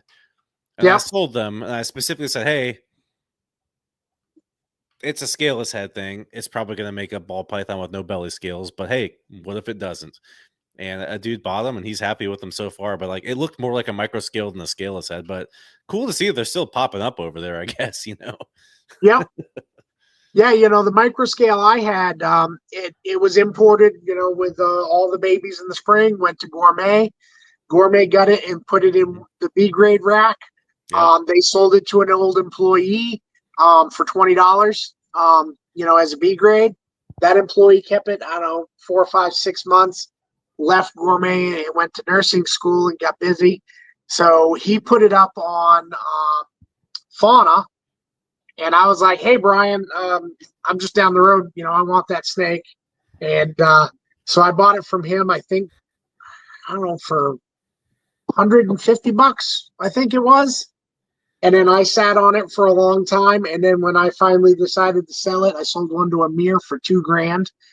Then Amir sold it to like Rob Penny for undisclosed amount of money. Mm-hmm. And then it went from Rob Penny to McCurley for, I heard, a huge number. Like, Yeah. because Rob produced a bunch of babies and sold like a whole group of them to McCurley. And then McCurley finally got them with good bellies. Yeah. I mean, I like hearing these secondary stories because, like, people Yeah. don't believe you when you're like, look, 30,000 ball pythons come through every importer in the States. So for like a total of probably 120,000 ball pythons coming into the States every year. You don't think a pied shows up here and there. You don't think a scaleless shows up, like, because like it was probably like 2015, 16. Ian brought in like a 12 or 1,300 gram adult female pied ball python from Africa. And people are like, there's no fucking way. Like, that's captive bred. You're lying. And I'm like, first of all, I'm not lying. I'm only selling it for like $1,500, which is like maybe 500 more than the adult female pied is worth right now. And it's like, second of all, like, the thing is skinny as fuck. Would I sell a captive bred ball python if it was this skinny? Like, I probably wouldn't. No, like, it's just funny that people don't believe that these things exist. But like, all these morphs exist in captivity from somewhere. But the moment you bring one in from that somewhere, they're like, there's no fucking way. And it's like, well, where do you think they all came from, buddy? Like, this is what this is what happens. Like, when I look at the Indonesian importer lists, I've seen albino sunbeams a dozen times. Albino puff-face water snakes, leucistic dog-face water snakes. Albino what's the file snakes. So I was gonna say elephant trunks. You ever get any of those in? We had an albino elephant trunk years ago. Yeah, that's what I was trying to not the tentacle snakes, but yeah, the elephant trunks. I mean, there's been albinos brought in 3, 4, 5 times that I know of. So when I first started working for Outback Reptiles, I started working for him it was either late 2007 or early 2008. And he had like a 6-foot albino elephant trunk snake in like this big ass, like 6-foot long, like, like hydroponics trough essentially. And like, me being new to the whole hobby, being new to reptiles, I was like, oh, cool, an elephant trunk snake. That's what they look like. I didn't realize like the fact that this was like, it was solid yellow and it was like 6 feet long. So it was basically the biggest one I've ever seen, and also a solid yellow one. And like and like he sold it eventually to somebody. I don't know who got it. I think it may have gone to John Rosenstock at Albinos Unlimited. I can't remember who got it, but like, I just remember one day he was like, oh yeah, we shipped it out. And then like 10 years later, I was like, holy shit, like, I've never seen one like that in my life. Like, that was cool. And I just didn't appreciate that time because I was new to the hobby, Yep. So, yeah. Yeah. And so like, I mean, a lot of that Indo stuff is in like the wild, and like, Gourmet got some of the albino sunbeams one time, and when they showed up, they're already 4 feet long. And, everybody talks about, every biology class ever in 6th grade, it's, these animals don't live because they need their natural pattern to survive and be camouflaged in the wild. And I'm like, tell that to all the big ass retics that came in weird colored. Every cool retic comes in at 13 feet, so it's a pain in the ass to deal with. Did you see that recent one? Like, it was posted on Facebook like 2 or 3 days ago. Yeah. Nobody believes that it's wild caught. And it's like, I believe it. Like, it's some weird Indonesian guy posting this retic, and it's like a weird, like, clown looking retic, One of my Facebook friends is one of those Burmese skin breeders in Vietnam. And I've seen pictures of gigantic berms in his, 4 by 6 foot wooden crates with wire tops. And I've never seen the morphs here. Yeah. And he's just selling all the babies to the French guys that make leather for shoes out of them. Yeah, I mean, the amount of like adult albino ball pythons and candy ball pythons. You remember those old Jester ball pythons? Speaking of John Rosenstock, I think he got most of those. But like, yeah, all these like adult like yellow or white ball pythons that come in, and it's like, these things are surviving in the wild because they're living in a termite hole their entire life. Like they're not coming above ground besides at nighttime, you know? Yep. So, Ben, being a genetics guy, do you have an opinion outside of the fact that we collect a lot of ball pythons every year?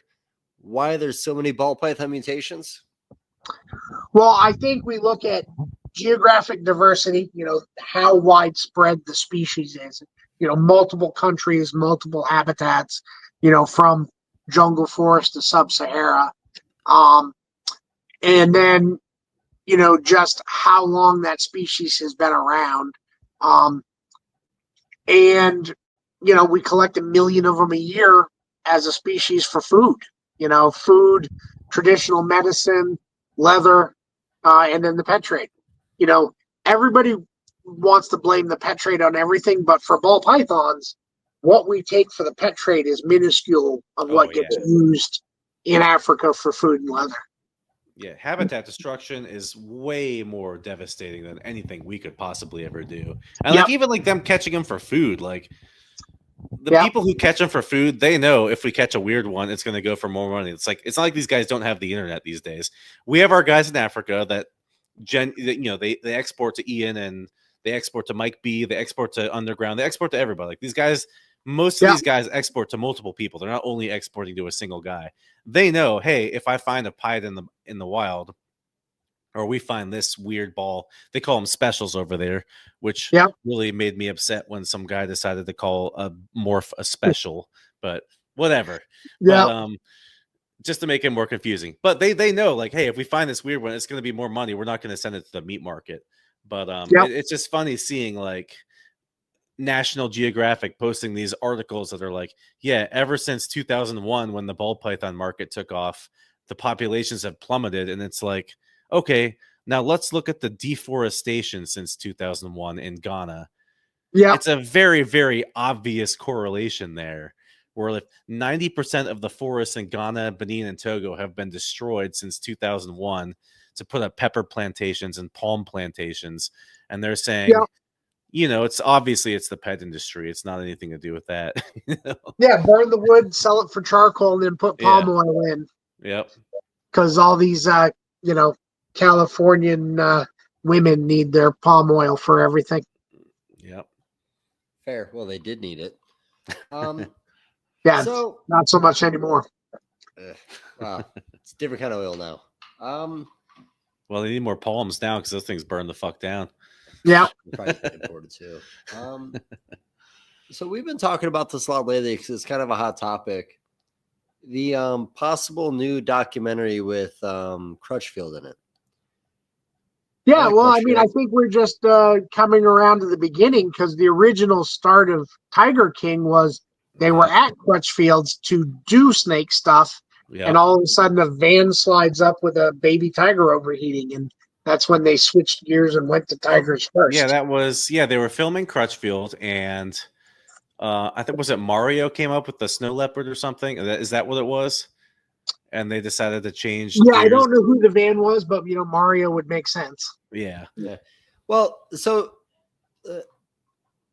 Tiger King was not a fluke, but very unique personalities. And because of that documentary, he was able to do Chimp Crazy, rewind.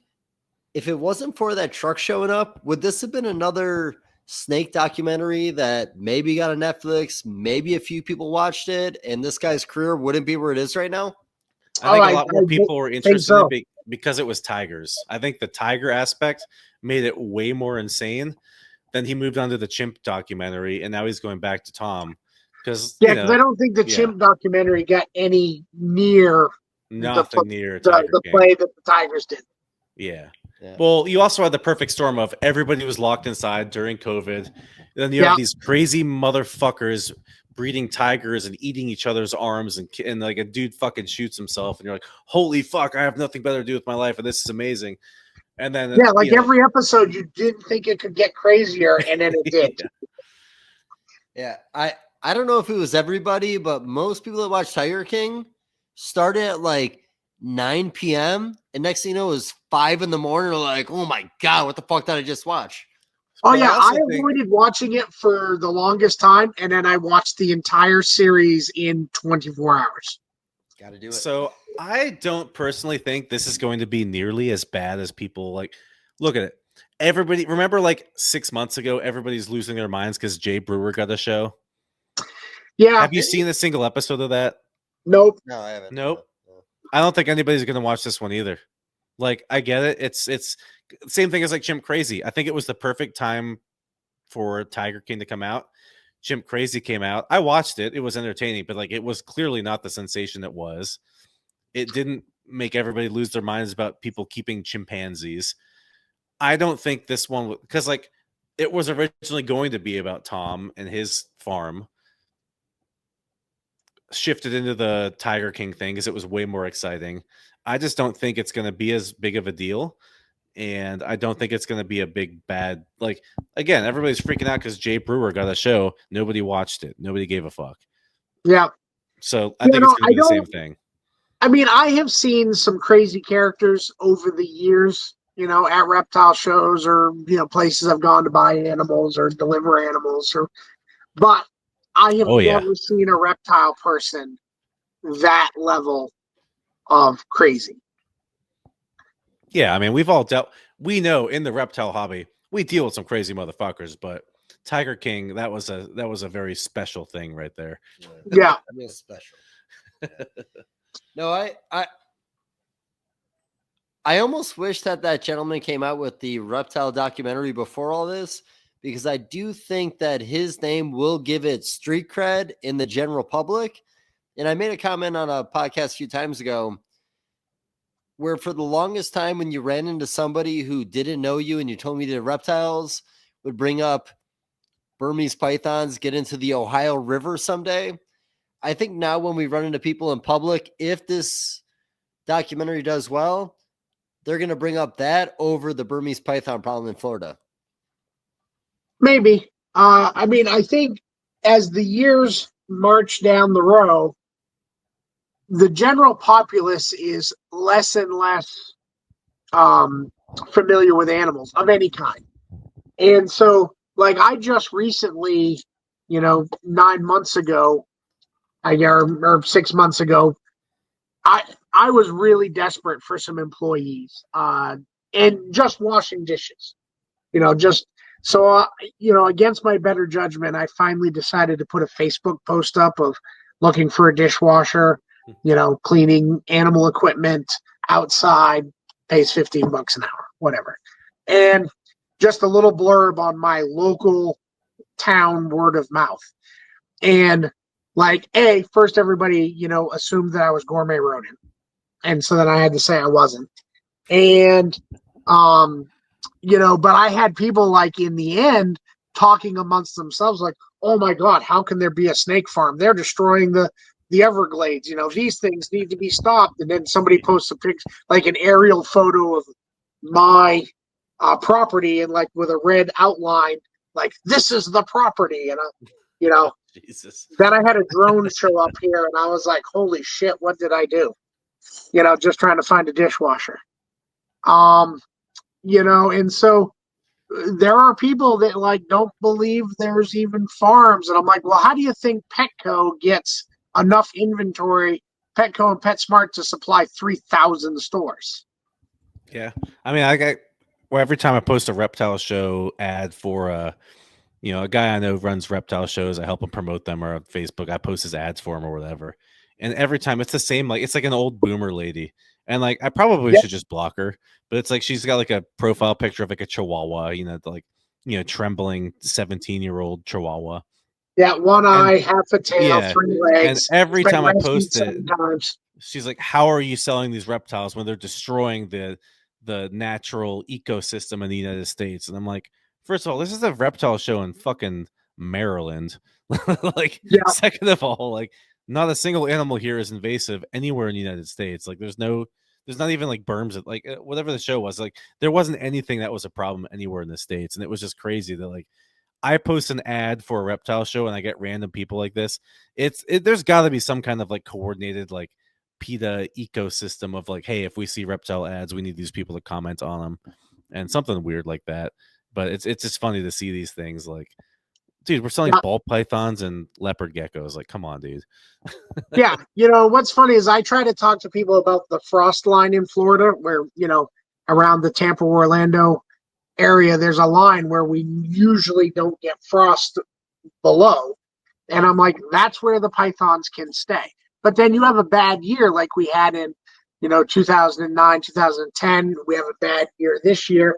That's going to kill off a ton of animals. Yep. But the other 49 states of the U.S., they're not going to have this problem. Yeah. You might have a pocket the very southern tip of Texas. You might have a pocket the very southern tip of California. But, where I grew up in Maine, there's no exotic animal I'm going to let go and it's going to do anything. Yeah, I'm breeding tegus right now, and it's like half of the southeast can't keep a tegu, despite the fact that most tegus, they can't survive in the wild north of like maybe southern Georgia at best, and like mid Florida more realistically. Like, there's a reason you don't see them up further north than that, because if they were, they would have been there, Yeah. But like, meanwhile, I can't send a tegu. I can't send a black and white tegu to Georgia, but I can send a red tegu there because totally different needs. I've honestly always felt like, as bad as the berm thing is, I feel like the day's gonna come where a black and white tegu is gonna attack a kid in a yard that just sees this lizard walk up, compared to anything that might happen with a berm. Oh yeah. Yeah, I would if I had to go grab something outside, I would rather grab a berm than a wild tegu. Yeah. But you also look at, I've tried to catch tegus in Florida. They are so fucking quick. Where meanwhile, I've caught berms. They just kind of sit there and try to bite you while you catch them. The tegus run the fuck away. Yep. Till you grab them. Yeah, until you grab them, then they'll bite you. But yeah. So I bring this up every once in a while. It's kind of jumping around, but I talked to Ron St. Pierre for the first time, I think of like 4 or 5 years ago. And he told me about when he was coming up in the hobby, he would go in the yellow pages of the phone book and find importers that went out of business, herp around the building they used to own, and sell those animals to Strictly, which I honestly kind of loved. Yep. I went to visit an importer a while ago. You probably know them. It's an old lady and an old man. But yeah. So I went down to visit them once because we used to order from them all the fucking time. We just happened to be in like the Miami area. So we went to go see them. And we were like, yeah, we're just kind of hanging out down here. Me and my buddy, we're on vacation. We're going to the beach, but we're like, do you know any good spots to find like chameleons and just like random shit like that?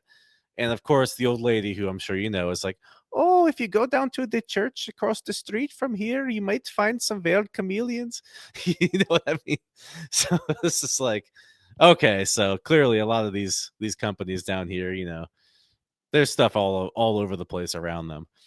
Yeah, the first time ever going to Strictly's was in 2001, and I didn't have a smartphone or anything back then. I don't even know if smartphones were in 2001, but I had my directions on how to get to Strictly's written out, I think, on a pizza box lid. And I'm driving down there in my truck with a friend, and we stopped to get gas, and we have no idea where we are. We're just in South Florida. And literally I can hear some sounds like from the trash can, and there's a red-headed agama in the trash can. Like it had fallen in at the gas station, couldn't get out. So we collect that, and then we're like on our way to Strictly's, and literally it's like 300 feet away. And we pull into the yard, and there's like an entire herd of red-headed agamas just basking in their front lawn. Like just probably like 30 of them. And of course, you look at them, and they're just gone like lightning. Oh, they're so fucking quick. And I've been too fat to chase anything for about 25 years. So I just looked at them like, I ain't catching them. The last time I was down there, just like, I went there with a buddy of mine just to like fuck around. My buddy from Pittsburgh I talked about earlier. We just went there on basically like a week vacation, but we're like, well, we're here. We're going to go fishing. We're going to go fuck around the beach, but let's go find some reptiles too. We went to, I think it was maybe Biscayne, Cape Biscayne, right off of Miami. And Yeah. there's a shitload of like rock iguanas or something there. We were like chasing them around trying to catch them. We didn't catch a single one because they were too fucking quick. But like, I was wondering Or about the the legality. pectinata, the spiny Yeah, tail iguanas. I Yeah. wasn't sure about the legality of it because I was like, these aren't native, but they're here. It was like where that abandoned zoo was on Key Biscayne. Yeah. Yeah, so we were chasing them around. I felt bad because I was like, people are watching us try to catch these lizards, but I was like, I mean, they're not supposed to be here. So Yeah. Well, I mean, that's the thing is we used to be able to collect those and ship them out to other states where they aren't problems. And that's one of the major failures by Fish and Game that this has to be a conspiracy theory where, they looked at all of us commercial guys strictly as, an underground where the massive ones hit, where they said, stop, you cannot collect your thousands of green iguanas and thousands of tegus and thousands of berms anymore. Stop. But yet we're supposed to be getting rid of them. right, yeah. So, humans are the apex predator of everything. We have figured out how to kill and catch every animal on the planet to the point we can make anything extinct we want. But yet, when we're trying to control this population of a few species, we have said, nope, you guys can't collect them anymore. You can't sell them. You can't export them. Well, that's made that very clear. It's they're more interested in the fact that you guys are making money out of this thing that needs to be out of our environment, but Yeah. we're not making money, so we're going to pass a law that makes it so you can't make money either. And that's Yeah. very, very clear. That's what it was with the tegus and the green, because the tegus and the green iguanas, it's not that people collecting them and catching them and shipping them out of the state were causing them to be more populous. It was very clear that was causing an impact on their population. Yet they decided, no, we have to regulate this because you're making more money than we are. Yeah. So now, the federal government gives Florida, Everglades restoration money that then goes to pay a dude or a few dudes to go around and shoot these things with pellet guns while you can no longer go on to Big Sugar, a couple of 100,000 acres of prime breeding habitat. You can't go there. So we just leave this breeding population alone. Yeah. And we'll just pay a few guys with pellet guns to run around and shoot these things. Yeah. But, the collectors that were selling tens of thousands of these animals yearly, and then a few hundred of us other commercial guys, selling a fraction of that, no, you can't go do it anymore. Yeah. Well, the government's not getting their slice, so you're not allowed to do it. Yeah. Even though it's a net benefit, it's well, if we don't get a piece, then why would you guys get a piece? Yeah. So they weren't happy with the amount of taxes. money has been one thing that maybe held us back from like moving forward and taxing. We'll talk about that. But I've always felt like Florida is kind of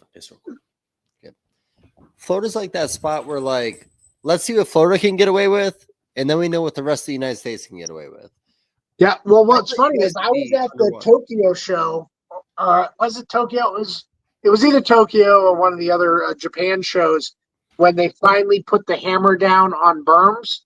And before I left Japan, they had made that law over there as well. Interesting. So it's the world really does watch what Florida does. Okay. So I've made the comment that, I remember the mid 2000s, late 2000s with the Lacey Act, all the stories, everything they went through. Outside of that, other than like a little here, a little there, we haven't really had like anything bad happen in the hobby, except for Florida. You guys are playing by your own set of rules down there. Well, I mean, I think, we have individual characters who get in trouble, who moved to South Georgia and then let a whole bunch of stuff go. So Georgia decides, no more tegus, because a bunch were found in the neighborhood because the guy let a bunch go, or, this guy now getting bit by the taipan. So, South Carolina's thinking about, no venomous when it's been the last bastion. So, yeah, I mean, it's funny how the reptile world sometimes gets judged on one person's actions, and they'll take the rights away from hundreds and thousands or tens of thousands of people. But every single week, because I'm a Florida fishing license holder, I get a Florida fishing game law enforcement update. And every single week, there are hundreds of people keeping short snook, keeping short, sea bass, commercial boats keeping 10,000 pompano too many, and nothing ever changes in the fishing world. So, I'm like, how can one or two guys with infractions change state laws? But we don't care about anything else. No, I agree. I'm not surprised we've held out as long as we have. And this is going to be kind of a silly thing to say, but with RFK being a kooky guy, being a reptile guy, being in politics, sometimes I'm like, what if we brought to his attention what's going on in the hobby? But at the same time, I'm like, is that going to add more regulations to draw more attention? Sorry for the interruption, folks, but a quick word from our sponsors.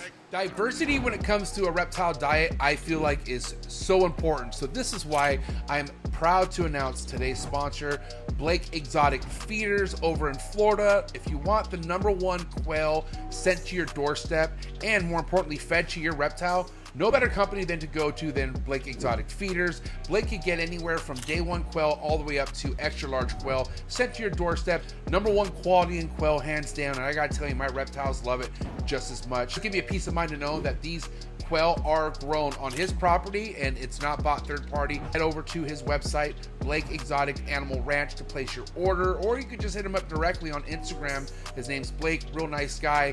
Follow his Instagram, Blake Exotic Feeders. Let him know that the trap sent you and he'll take extra good care of you. Thank you so much, Blake, for supporting the trap, and also thank you so much for sending me top quality homegrown quail for my animals. Yeah, my personal opinion, I like to be the low-key guy. I think less attention is better. And forgiveness is better than asking for permission. But, that's just my personal opinion.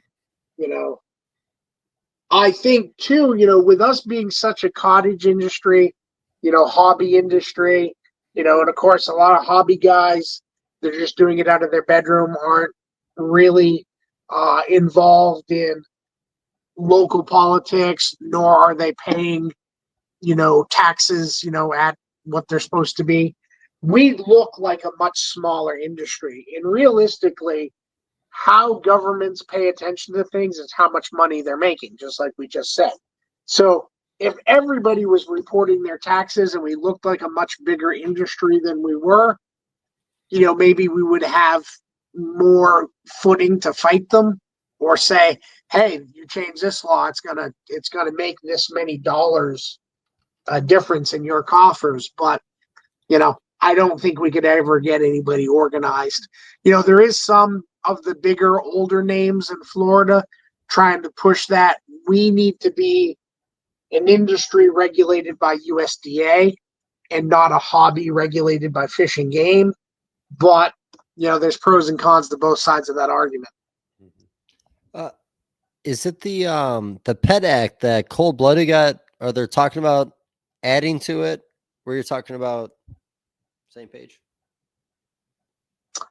I don't know who's for.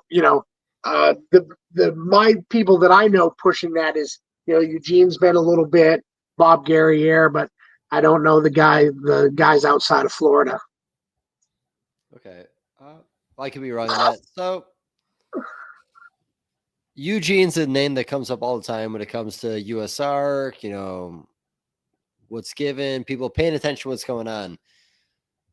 I'm not convinced that outside of Florida, the rest of the industry is paying attention. No, because if you have less than a couple of hundred snakes and you don't have any employees, I mean, really the only person who knows who you are is your local fish and game inspector. And, you're not drawing the attention of anybody, nor, and also you haven't built a facility that attracted the attention of the city or, whatever. It's real easy to do stuff in your bedroom and have a PayPal account or a Square swiper and a Facebook page, and nobody will ever know who you are. Yeah. But you call your city and say, hey, I want to develop 10 acres and I want to start putting in all these buildings and I want to put in a 10,000 square foot pole barn for rodents. Then all of a sudden you'll find all the people who say no. Yeah, I Or think yes, if you spend Carlos, 50 grand with our permits. Carlos, was it Tropical Reptiles, Tegu breeder down there? Yep. Very unique collection. He went through, jumped all the hoops. He proper caging, proper liking, or proper locking. But then I thought there was something where maybe like the fence around his property wasn't tall enough, and he had to start the process over. Like, Well, they changed the Yeah. goalposts so many times. So like Florida was like, hey, we're going to change the laws for tegus and green iguanas. It was like those specifically. And I'm sure you know a lot more about this than I did, but it was basically, hey, we're going to do this. You need to have this exact cage, and you have to prove it's locking this well. And then so people did that, and they're like, oh, we need to microchip it. So people did that, and they're like, all right, well, you need to have a secondary enclosure. And it's like, and it just kept moving the goalposts to the point where it made it basically impossible to keep them. If that's my understanding, because I know a couple people who went through. Yeah, I mean, that's what happened to Ty Park. Yeah. Ty Park, millions of dollars invested in his property. Just crazy nice outdoor setups, fully planted, flowing water, basically heaven on earth for all of these species. Way better than any hobbyist trying to do it on a budget could do. I don't know how many, probably $10 million invested. I don't really know, and all of the permits needed from working with the city to make his property an attraction, open to the public. And then all of a sudden they say no green iguanas. And he goes, well, okay. So then he made an agreement with them that he would get rid of, I think, all of one sex. So there would be no way he could make any babies. And then all of a sudden, here he goes with 84 felonies or something, one for each animal that he had left. And it's like, he wasn't trying to skate or hide or play any gray area games. He literally was working with the city, like, what do I need to do for my property? And then all of a sudden, he's a criminal. Whether you like him or not, that's the government not playing fair. That's why we can't trust the government, folks. Yeah. Fuck those guys. so working with Gourmet, working with Eugene Bissett, are there like constant walkthroughs, like from the state of Florida, sending DNR? Like, what's it like in a bigger company? I think the bigger you are, I don't want to say I saw any leniences, because none of those guys really do anything. They're not breeding venomous. They're not hiding the, crocodiles in the back. Those big companies I worked for were just straight up, pet production for retail stores. So there was never really anything to inspect, but they came through, they did their yearlies. When anything, complaints got lodged either by a disgruntled employee or Karen on Facebook, they would come through and they'd pull cages to make sure, things were sanitary. Every once in a while you'd get a question, like with me, one time I got in a bunch of fresh imported blood pythons through Ben Siegel that were already larger, 3 to 4 or 5 feet. And so I put them in small cages with like 8 inches of moss, to make the animal feel hidden and comfortable. And, Fish and Game, asked, hey, why is this animal kind of in a small cage? And I'm like, so he feels comfortable during the, the import and acclimation process. They're like, okay, that's reasonable. But I would say that, like, I live 3 doors down from Eugene, and so I saw Fish and Game interact with him, and then I see the same Fish and Game officer interact with me. and I've got my venomous permits. I had conditional permits. And so, there were times where, they wanted to come in and pull 300 boxes. And I didn't see that in some of the bigger facilities, but, again, I had more dangerous animals that maybe required them to be a little bit more thorough. Do you think it'll be, and this is the wrong word, but beneficial for the industry to become a little more legit like Florida is? I mean, Yes. I'm looking at what you just told me, though, before you go into it. At Outback, we had people come in there maybe twice in like the 18 years I worked there. And it was like one time was, so like, if you remember about maybe 2013 or 14, adult monitors were no longer allowed to come out of Africa, like white throats and black throats, because of some kind of tick or something they might have. It was like a rickettsia virus. Yeah. Yeah, it was like a USDA thing. It wasn't like a U.S. Fish and Wildlife thing. And like that's the last time I can remember somebody coming in and inspecting there. I feel like Florida goes above and beyond, where as far as like people actually showing up, were like, as long as we were doing things legit, like obviously we had U.S. Fish and Wildlife inspecting every shipment coming in through, BWI or JFK or wherever it was coming through. But like they didn't really come to the building. They were like, if you're not doing anything wrong, we don't really give a shit. But Florida seems like they went way above and beyond. Yeah, what's funny is too, like we had different agents, over the 28 years I've had, or 25 years I've had animals in Florida. I've had my one lieutenant who's been same guy since day one. He's still the same guy.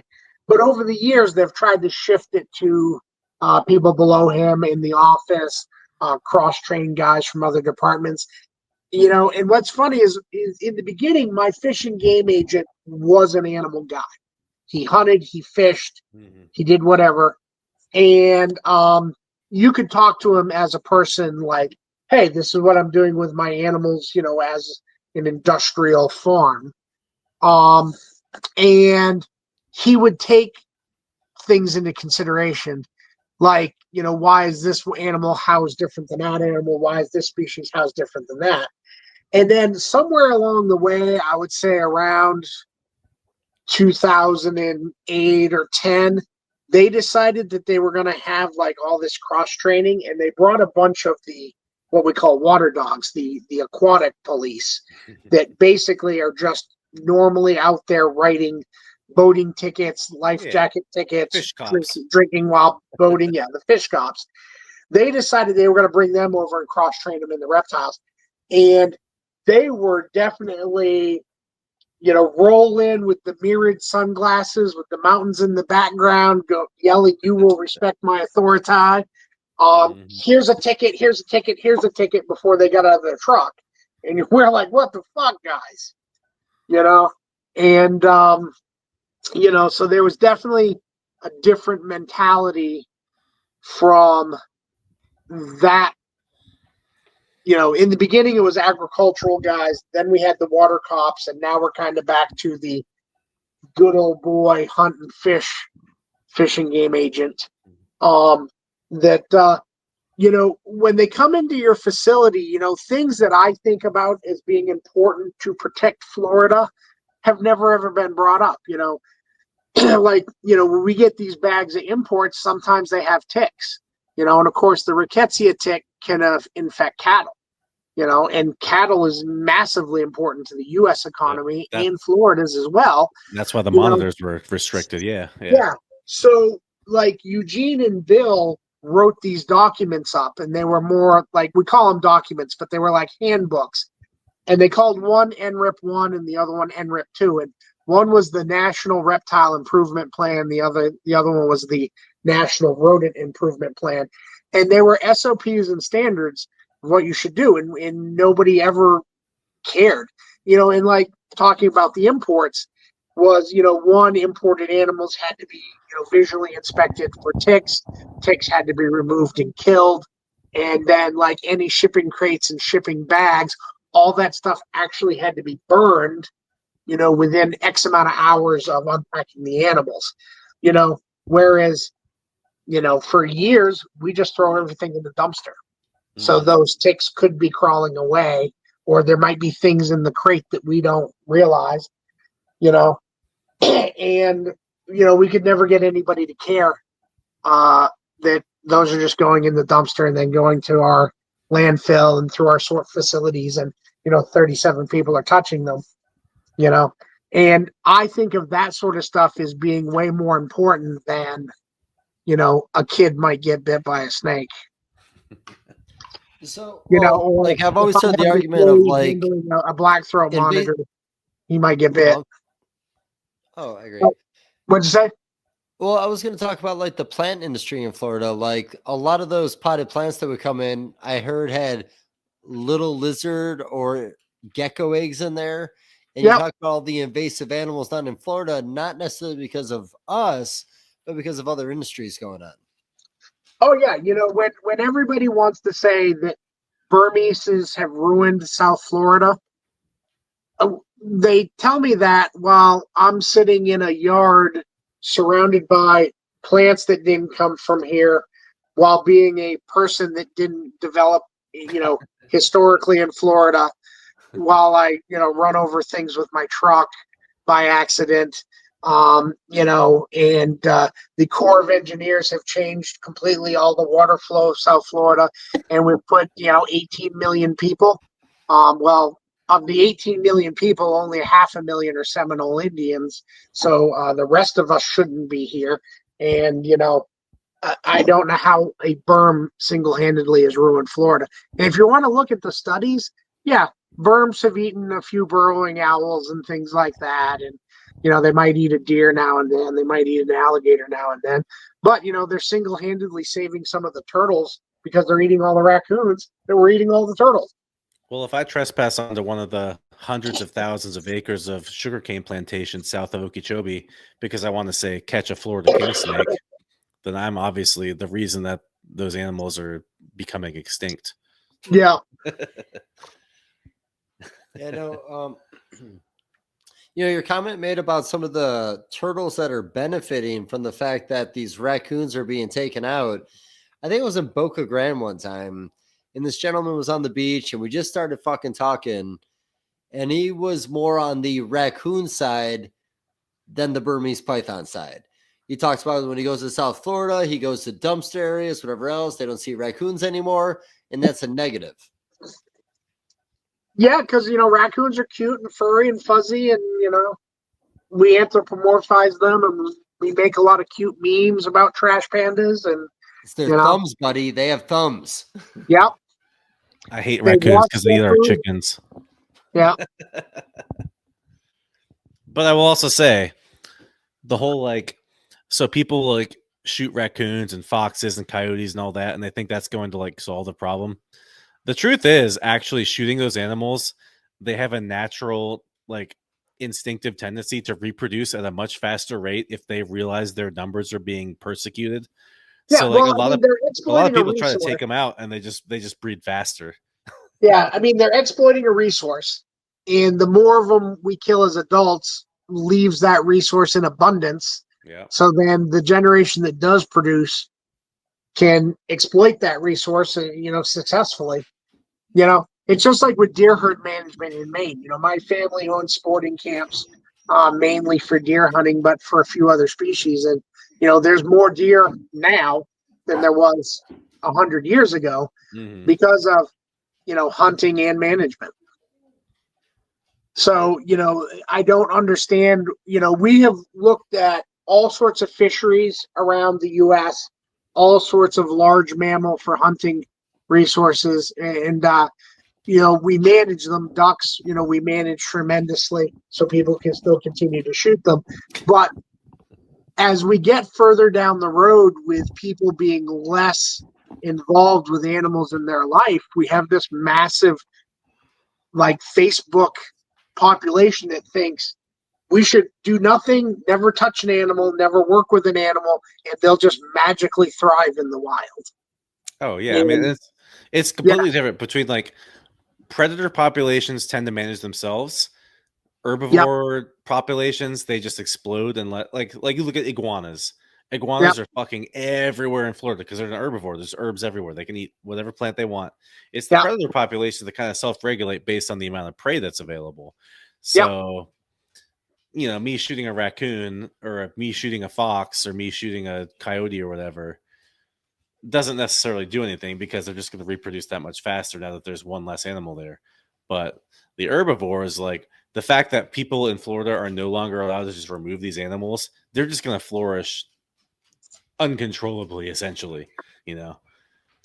Well, that's the thing. When I came here 25 years ago, there was a good number of iguanas, and nobody cared.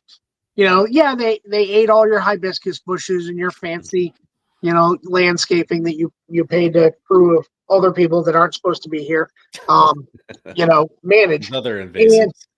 yeah, and so nobody cared. And then we had that winter of 2009 where literally it got so cold here that the ocean cooled a degree, and all the redfish and snook that were trying to come up into the low tide bays and warm up couldn't, and they died. Manatees were dying by the droves. That all the iguanas around my friend's place died, and in fact, they had 90 pit tagged berms for the University of Florida. And I think it was either 88 or 89 of them died in the study. So that was Mother Nature fixing it. And everybody forgot about them. But it took like 2 to 3 years for them to re-explode because of easy winters and lots of resources being around. And then when they re-exploded around 13, that's when everybody suddenly cared. But, we've had iguanas here 50 years. We've had Deering Estate boas here for like 40 years. I don't know how suddenly today it's now a problem. So I want to talk about those boas, by the way. You said the deer estate. Was that from a movie being produced where some boas might have got away from them and they claim they're reproducing in the wild? I am unsure. The story that I heard was that there was a kid there. They were importing some other agricultural stuff. He had the boas. He released them because he wanted them around, and that they just continued on that estate. But it's cut off by a square of roads, so they never really have gone anywhere. Mm-hmm. There's a lot of stuff down in Florida. But I don't know if like, that story is 100% correct. All I know is that I got some from Jim Peters and another old timer down there 20 years ago when I was doing boas, and I got some to have some. I mean, there is a lot of stuff down in Florida where it's like you can find them down to the specific like block they live on or the peninsula in the community they live in, or it's like I remember I went down there a couple years ago because I was just bored. I wanted to fuck around and find some veils and stuff. So I asked a couple locals. They're like, "Oh yeah, if you go like X amount of blocks east of Robert is here. They're right there. You go in this little specific spot like on the Everglades, and it's like, oh shit, they're right there." And you go there and they're there. Yeah. Or like I think it was one time I looked up the clownagamas, and they're at like one bank in this giant parking lot, and they can't migrate anywhere because they get run over in the parking lot. Right, yeah. So it's like, anything happens to that building and the population's gone. Yeah, I mean, my fiance, her dad lives in Cape Coral, and like Cape Coral is big for Nile monitors and veiled chameleons, and like you can specifically look at certain peninsulas or like basically a cul-de-sac in Cape Coral where there's this is where the veileds are. You go one over, there's none over there because they just live on this one specific cul-de-sac into the peninsula or whatever. Yeah, and then the Nile monitors are everywhere because they just kind of swim through the canals or whatever. But yeah, I went iguana collecting with Craig Tillum a couple of times, and we were lighting them at night while we're drifting a canal, and you could very easily see there was one species of tree that the iguanas really liked, and there'd be 30 or 40 in that tree, and then there'd be a bunch of scrub oaks and water oaks. There'd be none in them. And then you'd see one of these trees, and there's 30 or 40 iguanas in that tree. Yeah. So they're very selective, and then it's can they get to the next little island of whatever they need. So, first off, let me just say this. I may never leave the country, I fucking love Florida because I can find so many species I may never see in my lifetime. Yep. It is fun. Yeah, and your comment about things being their range being this block. I mean, I traveled from a city to a city. I don't want to give away the spot, but there's these apartment buildings in a spot in Florida where if you have a flashlight, you can find veiled chameleons all around these apartments. These $500-$600 a month, $900 a month, things have changed. And even like Missouri, we have a small spot that Western hognose still are at. Prairies, whatever you want to call them. Oh. And literally, if you've ever been there, first off, when you roll up, when you park, you look and you're like, oh yeah, this is hognose habitat. But it's 200 acres, and I think that's literally the only spot in the entire state you can still find them. Yeah, it's there. There's it's like a little preserve. It's like 200 acres in southeast Missouri. And then there's like one county in like near Kansas City where you can find Western hognose in Missouri, and that's it. And like another crazy thing, we're talking about invasive species in Missouri, Joplin, Missouri. It's like this bullshit little like crack. It's all crackheads. The entire town is crackheads. I've been there many times. I'm not ashamed to admit it. It's all crackheads. Joplin, Missouri is run by crackheads, but there are a shitload of Italian wall lizards there. Those lacerdas. There's a bunch in like Long Island. There's a bunch in Kansas City, and there's a bunch in Joplin, Missouri. And like that's the populations they have in the United States. Like it's crazy. Like they're just everywhere there. Like I went there because I had a photography gig in Joplin at like one of the universities. So I got there the night before. I stayed in the hotel room and I was like, shit, there's still light out. Let me see if I can find some of these wall lizards. Like I'm just curious. And dude, I went out there and like just walking along the streets, I saw like 300 of them.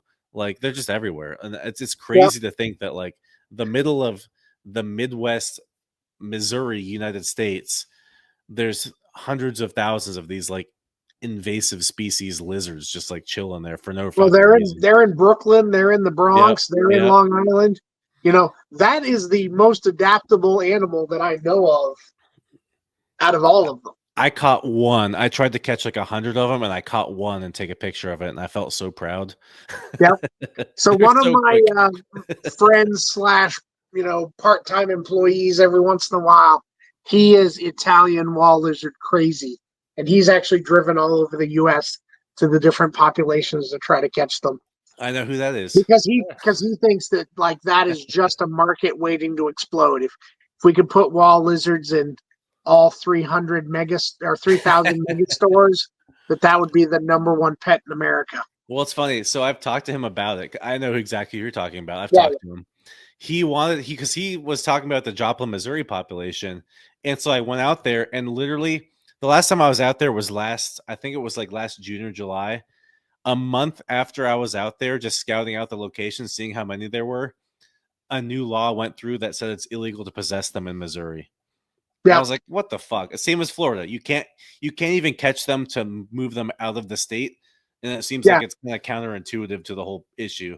Yeah, you're like, you don't want them here. I'm going to remove 3,000 of the breeders. Yep. My plan was, because like I went out there, I saw how many there were, and I saw all the crackheads wandering the streets. And I was like, dude, if I just hand out business cards saying like, hey, I'll give you $1 per lizard you give me. Yeah. How many lizards would I end up? I'd probably have the 3,000 lizards in like 2 days. Yeah. Like as soon as I did that, somehow they'll be able to get them. Yeah. And like as soon as I did that, I looked at the law changed like 2 weeks later. Like it must have already been pending or whatever, because the law was like, so they're there, but you can't possess them alive in captivity. And I was like, well, come on, dude. Like how else are we going to get them out of the state, Yeah. So here I am. I'm very obviously, I have, good intentions to get the lizards out of the state. I'm not trying to take advantage of crackheads giving them $1 a piece of lizard, but Yeah. I mean, they got to eat too, I guess, or do more crack. I mean, that's like the majority of the brown and green anole collector population in Florida. So, Yeah. So that was actually a cool thing down in Florida. The fact that the brown anoles took over the green anoles, because I'm a nerd. Yeah, that happened to both my properties in Florida. Is like when I first moved here, there was green anoles everywhere. And my last place I lived, there are none at all. My farm now, my 5.5 acres, we see a few, but they are the green anoles that decided to stay pretty high up in the canopy. Because anoles, each species has a different level of the tree or bush they want to be on. And yeah, so where browns and Cubans move in, they eat everything low, and then where the night anoles move in, they eat everything that goes up in the tree. So if you have an area with night anoles and browns, you'll never have any greens again. Interesting. So, was the browns that bred to the greens and became a dominant trait that eliminated them, or is this more like this species dominated that species, took over a region? No, totally different species. Yeah, the browns just outcompeted the greens Yep. because the browns aren't interbreeding or anything. It's the greens. The greens, like, so when I go to North Carolina, I do a lot of like wildlife photography. So I'll take photos of the bears and the red wolves and stuff in North Carolina. I see green anoles there all the time, like on the sides of the paths I'm walking, but there's no browns there. The further south you get, the browns just completely outcompeted the greens just with the resources. They're just eating more bugs. They're just outcompeting them. It's not necessarily any predation or anything like that. Yep. What's funny is I have a friend that's not in the reptile world, but he's a naturalist guy out in the woods, hunts, fishes, and about 6 months ago showed me a picture of an adult leucistic brown anole. He goes, "Hey, is this worth anything?" And I'm like, "I think so." I thought it was pretty sexy because it is bright blue eyed and I mean, paper that's white. pretty cool. Yeah. And then he goes, "I got 3 of them." And I'm like, "Yeah, whatever." And he shows me pictures. He caught all 3 of them all the same time, all the same bush. And I'm like, "Yeah, you need to be breeding those things." So, Yeah, he's that's getting badass. he's getting the project set up. So I went around to a bunch of Florida shows that I'm doing for myself, and I mentioned to some other people like, "Hey, what do you think this project could go for?" And everybody was like, "Nobody wants those, like $50." And I'm like, never been so like deflated in my life because I'm like, this is a cool little indestructible lizard, passes the mom test because it only eats bugs and stays tiny, and now we have a paper white one. Yeah, right. Yeah, and so that's going to be something that I might be trying to work up and unveil here in the future. I hope that takes hold because that is badass. Like a brown and old that's just solid white. Yeah, That is it's a bright perfect blue pet eyes. lizard. How would you not want that? Yeah. So Well, you know what you need? You need the Asian market for that one. They like the white can't ship shit. them to Japan. No one knows. Well, Japan likes white stuff. Yeah, but no, can't send any anoles, and the entire genus is banned. Oh, no shit. Yeah. so again, you're a geneticist, and I secondhand heard this one time, and this might go with the conversation you're white anoles, but when an isolated species inbreeds within 6 generations, it ups the odds of a mutation popping up. Yes, I don't know where I heard it. I don't know the statistic I heard, but somewhere in my genetics background, it was said that the more you restrict a species to an area, the quicker speciation or divergence from the main group happens. Yeah. So one time at Outback, so like the Outback warehouse, it's like a warehouse complex. You get 30 or 40 warehouses in a single string of buildings. You know how it goes. Yeah. There was like a parking lot, and then there was like a string of woods across the street. And there was like little vernal pools out there. We'd find salamanders and toads and stuff. It was kind of cool just like knowing it was there.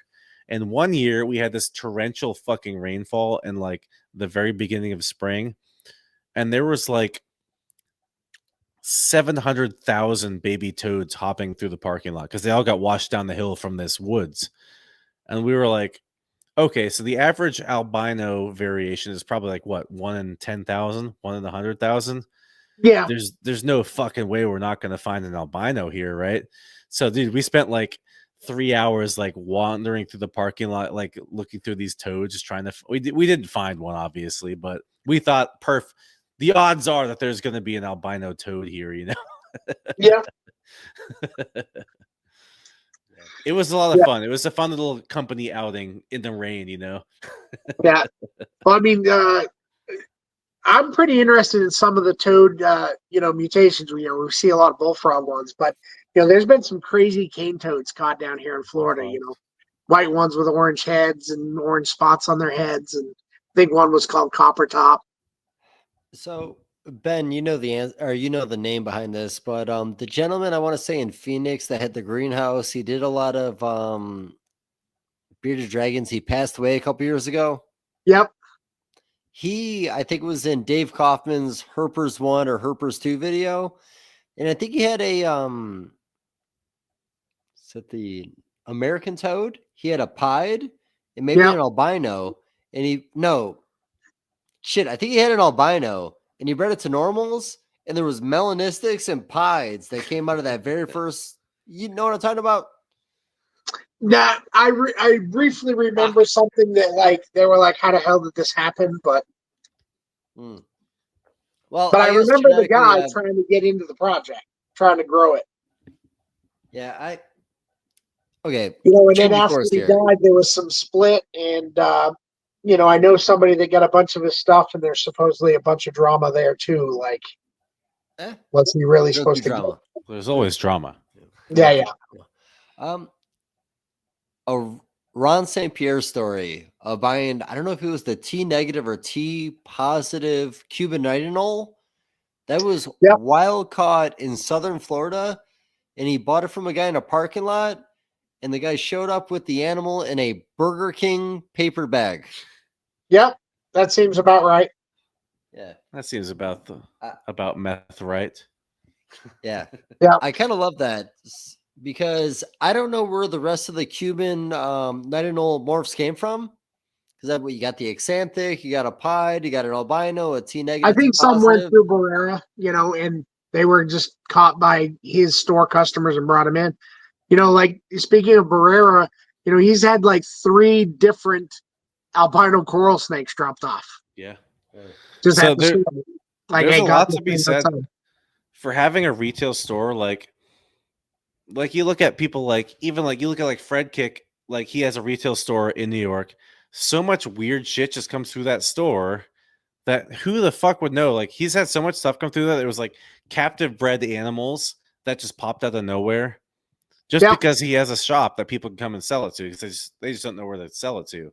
Just having that shop. So Mike B being in South Florida, having a shop, where else, if you find a weird yellow snake in the wild or a white snake in the wild or a frog that has pink eyes, where are you going to take it? You're going to take it to that retail shop. So there's a lot to be said about these retail shops existing, Yeah, I mean, just my surrounding area, I was involved with a local farmer finding a lavender albino Eastern Diamondback, and then, trying to sell it, and he was just keeping it in a 5-gallon bucket with chicken wire bent over the top. And then on the Gainesville word of mouth a few years ago, on Facebook, we had somebody that had a leucistic, Eastern Diamondback that they had chopped in half with a shovel by the time somebody got there. As it usually does. Yeah. And, you tell that person, well, that was a $10,000 animal if you just waited. We had somebody send Ian pictures of an albino or as a leucistic Calabar python chopped in half. Yeah. This is a year or two ago. And then there's been 2 different leucistic Eastern or Southern hognoses caught within an hour of me. And one of them was actually in captivity for quite a while. But yeah, that was caught by somebody and brought in a coffee can to church because they knew somebody in their church was a snake guy. And then they just gave it to him, and he was running around trying to sell it.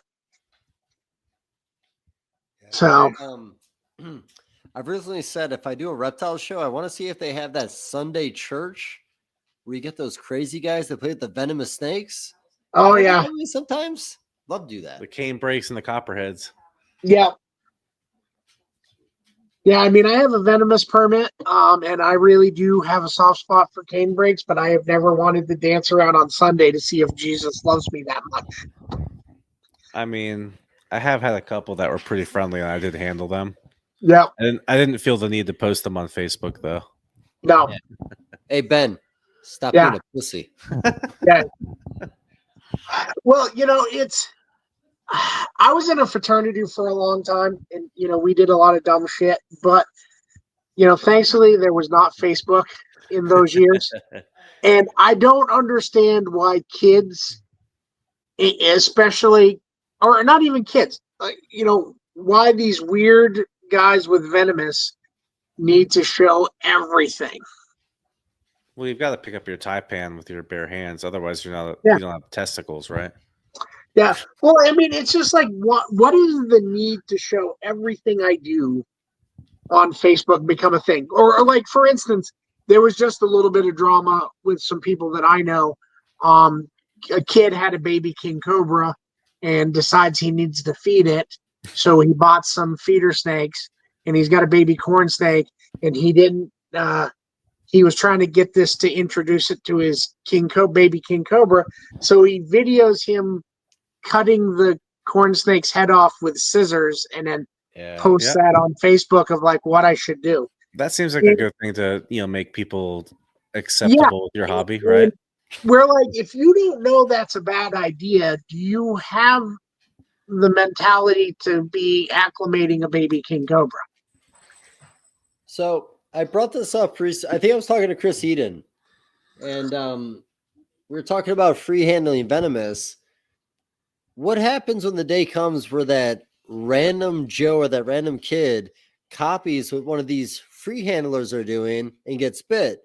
Should there be liability with the guy who convinced him that he should try it? That's why Ian, for example, guy I worked for a long time, I still do.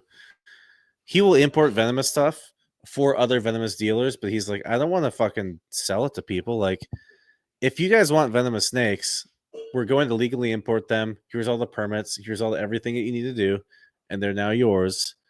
They're your responsibility. I don't want anything to deal with it, because a lot of these venomous guys, they pretend that they're going to be very, very,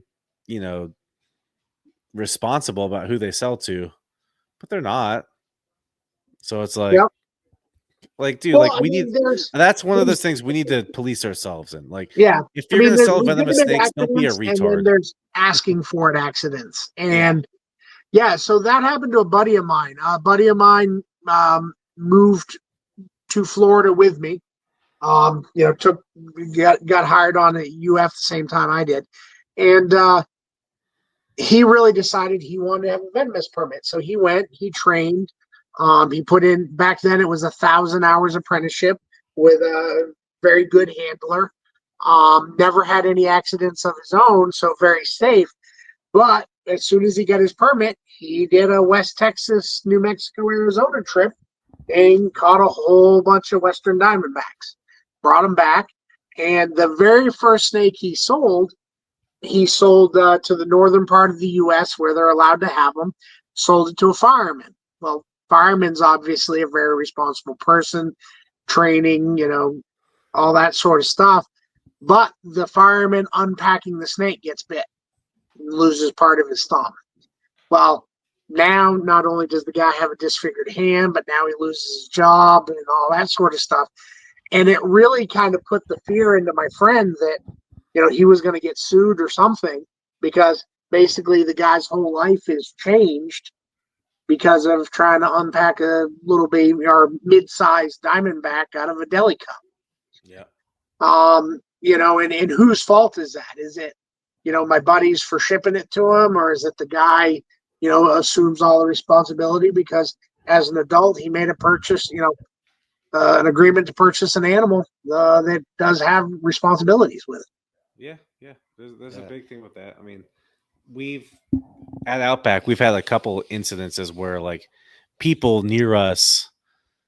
There was one guy who got bit by his forest cobra and died. He was a client of mine. I never sold him anything venomous because he was in Maryland. I just sold him like olive pythons and stuff, but I knew him very well. And we got a call one day, hey, animal control in Maryland is saying there's a guy who has hundreds of cobras and rattlesnakes in his house. So we had to go up there and get them because animal control in Maryland did not want anything to do with it.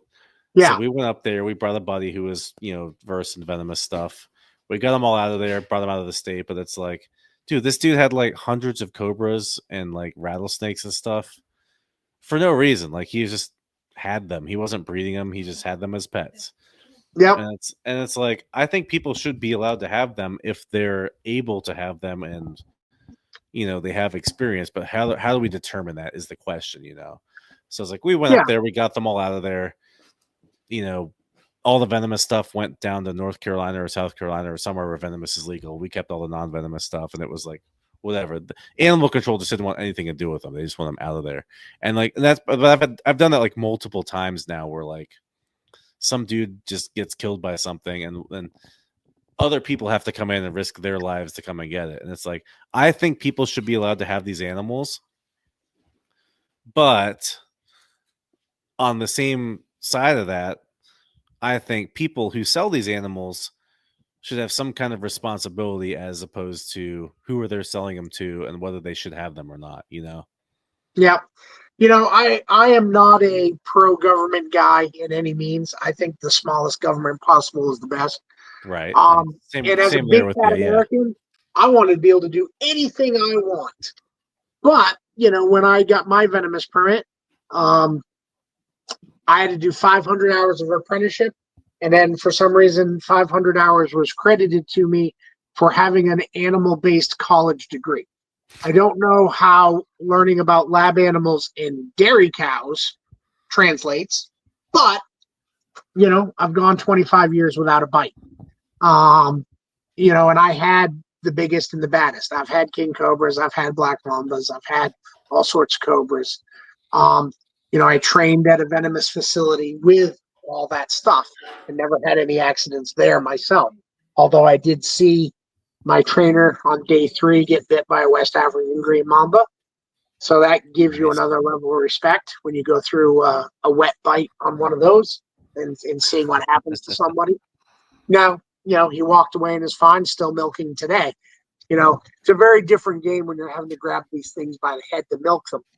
But with that said, that I think you should be able to have whatever you want as American and do whatever you want.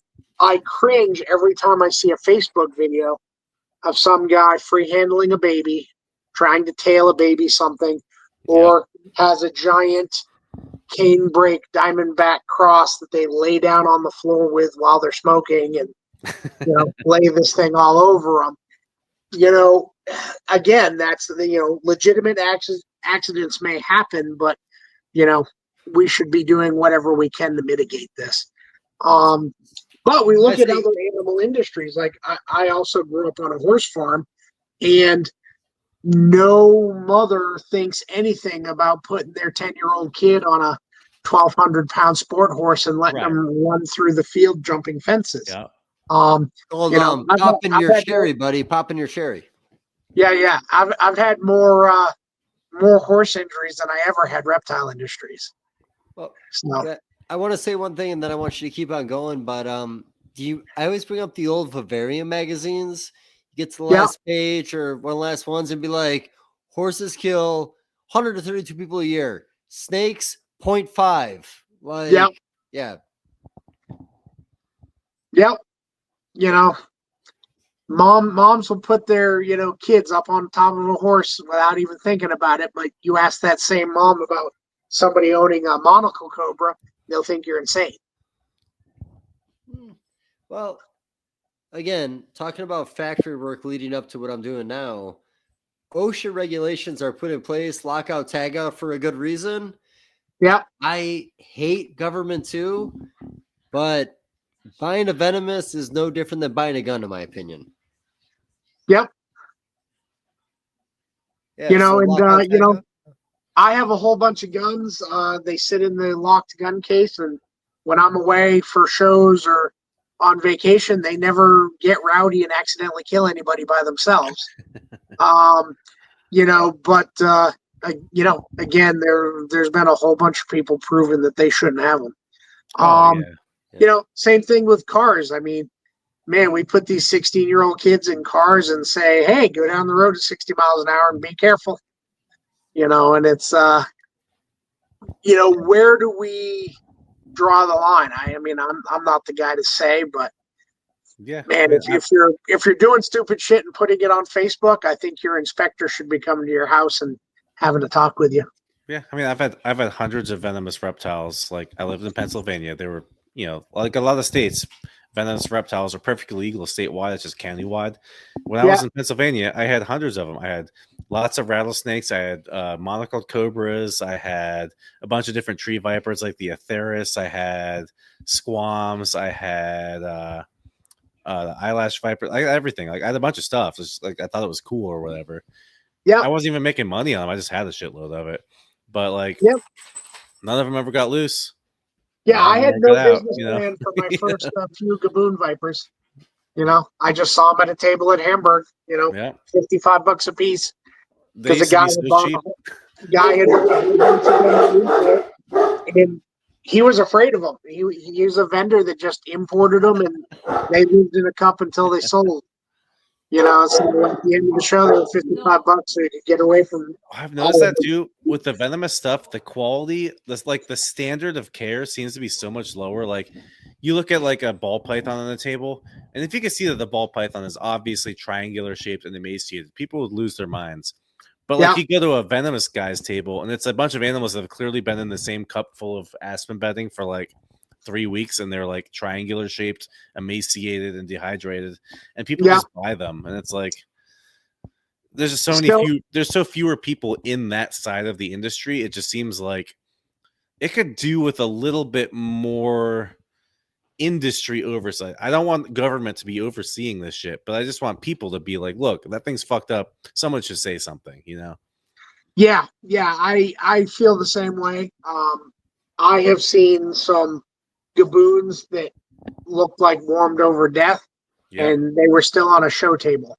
I've been at shows where somebody comes up and they, look at my table of fat, happy, glowing ball pythons, and they're like, "We don't want spiders at our show. Take off everything that has spider."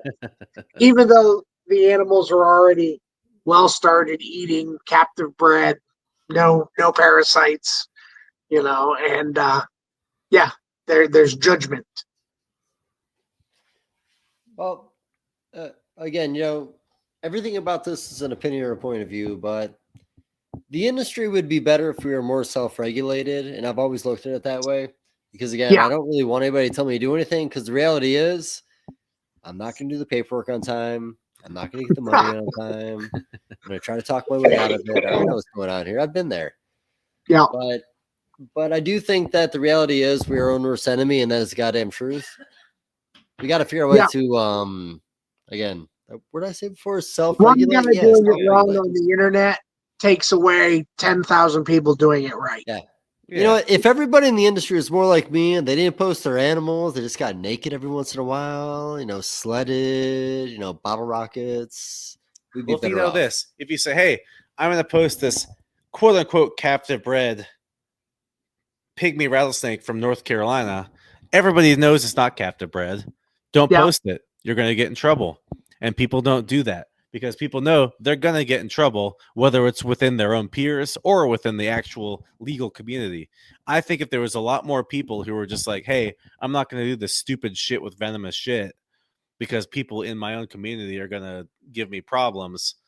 Look at it like a Hyde County pygmy rattlesnake. They just know if I post this, people are going to know I'm a retard. So if I post this picture, other people are going to know I'm a retard. I probably shouldn't do it. I think that's where we need to be with this industry, Yeah. I once knew a guy who picked up a bull snake and sent a picture and then pasted it on Facebook and was like, oh, it's illegal. Yeah. Who could that have been? Yeah. Okay. Hey, Ben. So here's the thing. We're going to cut this at 3 hours. So we're going to go 9 minutes hard. Okay. Man, one of the most fascinating things about most of the conversations we had is learned experiences, gourmet, Eugene. Like, I love this big scale breeding. I need some advice, man. What are some of those things you learned the hard way along the way? So, looking at those big facilities, I really learned to think about where my project is going in the future. You know, we all have this general interest. That's why we're here. And we all have things we like. But there's a ton of people on, Facebook and social media saying, you can't do this as a business. And I think it's, you know, seeing those big facilities, I really had to make some decisions of like, is this an animal I like? Is this an animal I can market? Is this an animal I can distribute? And is this an animal that the person at home can be successful with it? So, I'm not having to refund a bunch of people, because they lost the animal after they got it. And then the economy of scale. Is this something that I need 2 females of? Do I need 20 females? Do I need 200? And, that's one of the big missteps I had is, when animals were worth a ton of money, I held everything back because I had uncontrolled growth because I thought I needed to make 2,000 clutches or whatever. And then by the time I started selling some of my own things, they'd already lost their value. So, working at the big facilities really taught me economy of scale and when I needed to sell and when I needed to keep. And then they also taught me about paying attention to all the little things. So we could come out with a cost per egg, because that cost per egg is what I really need to look at when we're looking at a falling market. Like everybody says, you can't make money in ball pythons. Well, if you take my facility, my personal facility, this year I was pretty inefficient because I was having more employees do things as my health deteriorated. So I was, probably $53, $54 to make an egg. Well, there's not a lot of ball python combos that I have to worry about being below $54. If I can't sell it here for $54, I can sell it for more overseas. Right. So to me, a ball python, almost anything is still a profitable animal. There's maybe 20 or 30 morphs that aren't, and that's what I learned from the big facility. Yeah. So, I again, it's people listening. There's an upside and downside of this conversation. I like to look at a tub, know how much I can get out of that tub, how much I could put into it to justify having that tub. Yeah. And it sounds horrible, but if you're going to ever grow your collection to more than what might be considered a hobby, if you're not thinking about that kind of stuff, you're going to go out of business. Yep. In 2001, I bought 1,000 baby imported balls through Ben Siegel. And I picked out all the girls and all that sort of stuff. And I knew that was going to be my growth for a colony. And, come to around 2010, I had 400 of those girls left. And, that's when I finally considered them mature. At 8 or 10 years old, now they're 3,000 grams. They're producing 10 to 12 eggs every clutch. They don't skip any years, or if they skip a year, it's every 5th or 6th year. And a lot of people argued that I should get rid of those animals. But back then I was like, man, I just put any codom on it. I'm going to get 5 or 6. And I'm, back then I was selling codoms, I don't know, $150 to $400, depending on what it was. So they were a massive moneymaker. Now we forward all the way to, 2022-ish. Those 400 girls were still with me. They're 20-year-old girls. They're still producing. I think I was down to maybe 275 or 300 of them. And people are like, man, how do you still have it normal? And I'm like, well, this thing gives me 12 eggs. I now just put a 5-gene male on it. I get a bunch of triples out, and I'm still selling babies for $150 to $400. And now we get to 2025. Okay, now maybe those girls aren't worth it. So, they've been going out the door, and I'm finally down to my last, 100 normals. But, that was an animal that several different times I was told weren't worth it, and they were still worth it until this year. Yeah. So here's the thing. What goes into the animal, again, when you look at like justifying selling lower end, or what we consider lower end now. I used to breed my female ball pythons with feeding them 3 small rats and 6 to 9 large rats over the course of 12 months. When they got out of breeding, I give them a couple small rats to put a little bit of weight back on. There'd be a small fast, and then there would be large rats, frozen thawed only, 3 weeks to 4 weeks between. I did that.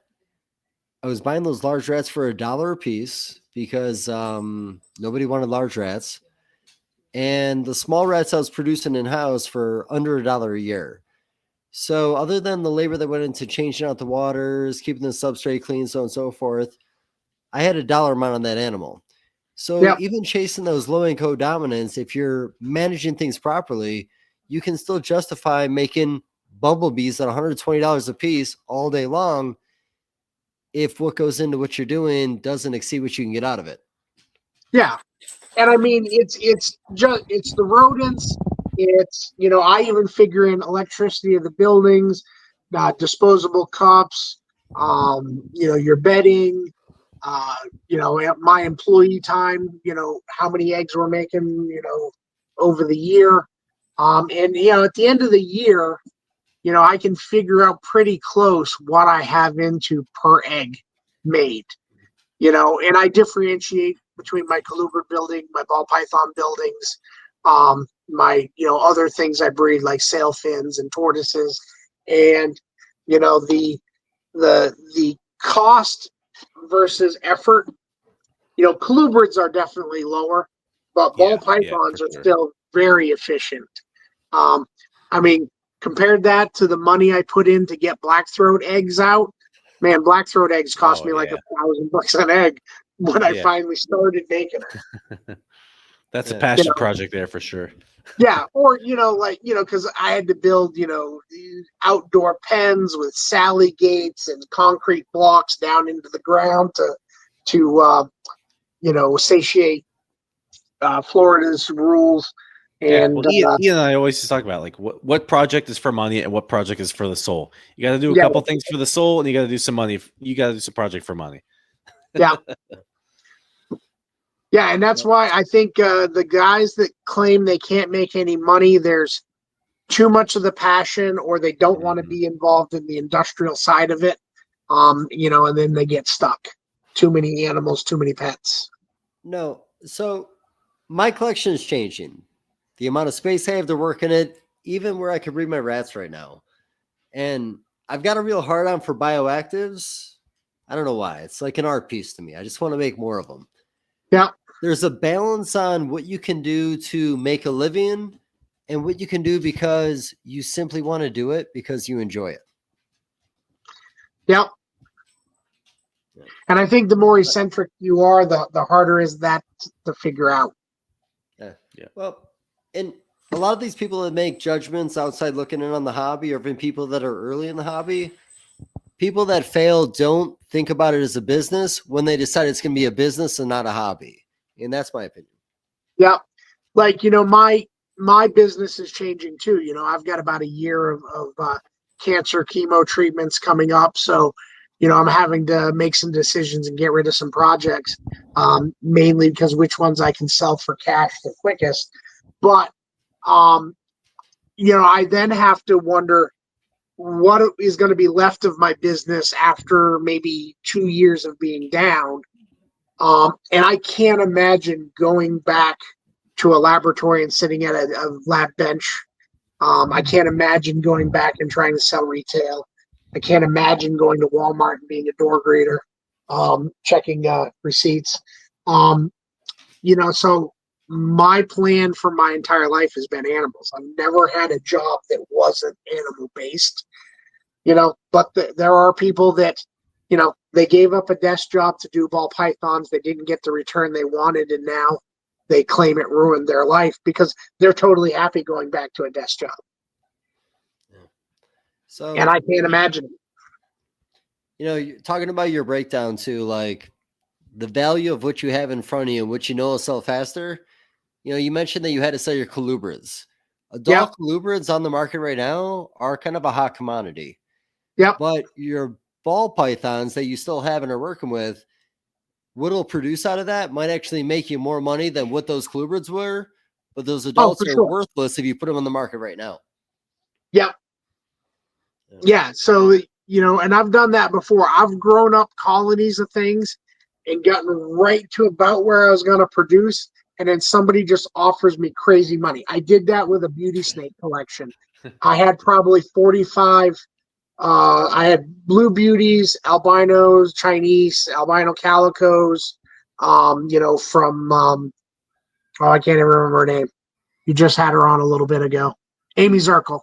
Yeah, very nice stuff. And I spent about, 3.5, 4 years by the time you figured in collecting it all, growing it out, getting it ready to produce. The first year I had a couple of clutches of the blue beauties. And then somebody came in and offered me like $40,000 for like 40 animals. And I'm like, collection's got to go. Because you don't get those lump sum, monies. Yeah, those are pretty rare. At that point, you just got to take what you can get. Yeah. So I guess. So like you said, I'm gonna make a reference really quick before I lose it. Is that okay? Yeah. Investing in colubrids is like buying Dogecoin. Ball pythons, you're buying Bitcoin. You don't know what the fuck it's gonna do, man. You're gonna lose a lot of money. You're gonna get back like 6 months later. Yep. Oh, it is just like the stock market. Is everything comes back as long as you put in the work to keep it going. Everything comes back. Yeah. No. So I got rid of BOAs in 2006 because I thought of the acronym BOA means buy off another sucker. And I kind of wish I had those BOAs now. Yeah. Around that time, it was more like 2008. I got scared. All my cool boas I got rid of because I didn't want to be a guy selling boas in North Carolina all by myself because of the Lacey Act. I bought ball pythons. And then I killed them because I put a space heater in a room without a thermostat. Oop. Yeah. Yeah. We all make mistakes. Yeah. But, well, keep that in everyone's mind. So, Ben, we're going to do another one of these, right? Yeah. All right. I had a lot of fun. We're definitely gonna do another one of these soon, very soon. So yeah, we can do it at a show when a Mickey show when nothing's going on. Oh, I'm gonna book a Mickey show and maybe he'll sponsor the podcast. Maybe.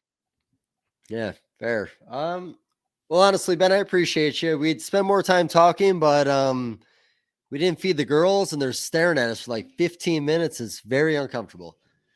So, I have 2 cats just to the right of me, looking at me like if I don't feed them, they're going to start chewing on my leg. Yeah, they're pretty close to chewing our legs also. Hey, let's do it again soon. Honestly, I want to do a whole second half of this because we can keep on going. One of the reasons I want 3 of us together is Show Me Reptile shows. Me and Mike like to go out with Ben and just listen to him talk for hours. So, I'm glad we had a taste, but I want more. Yeah, well, I mean, I like seeing you guys around. You're definitely, characters that I look forward to seeing when I, venture up north. And would love to do it again. All the way north to Georgia, right? Real crazy for you. Yeah. But all right.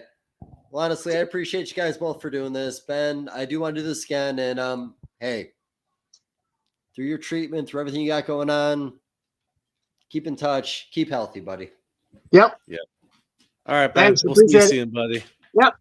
Shout out to US ARC and all US ARC members. If you don't know what US ARC is, don't be ashamed. Just go ahead and click the 3rd link in the description below. See what US ARC is all about, okay? You never know when legislations are going to hit your backyard, so that's why it's very important to consider becoming a US ARC member today. These numbers really do matter, and they look at it for consideration when it comes to battling legislation. So first and foremost, thank you, Phil Goss. Thank you to anybody out there who partners up and volunteers with US ARC organization. Thank you for anyone out there who's a US ARC member. And if you can't become a US ARC member today, please talk about it on your platforms. Let your neighbors know, let all your pet stores know what US ARC is here for, and it's here to fight for our animal rights. Thank you to every US ARC member and US ARC supporter out there. True.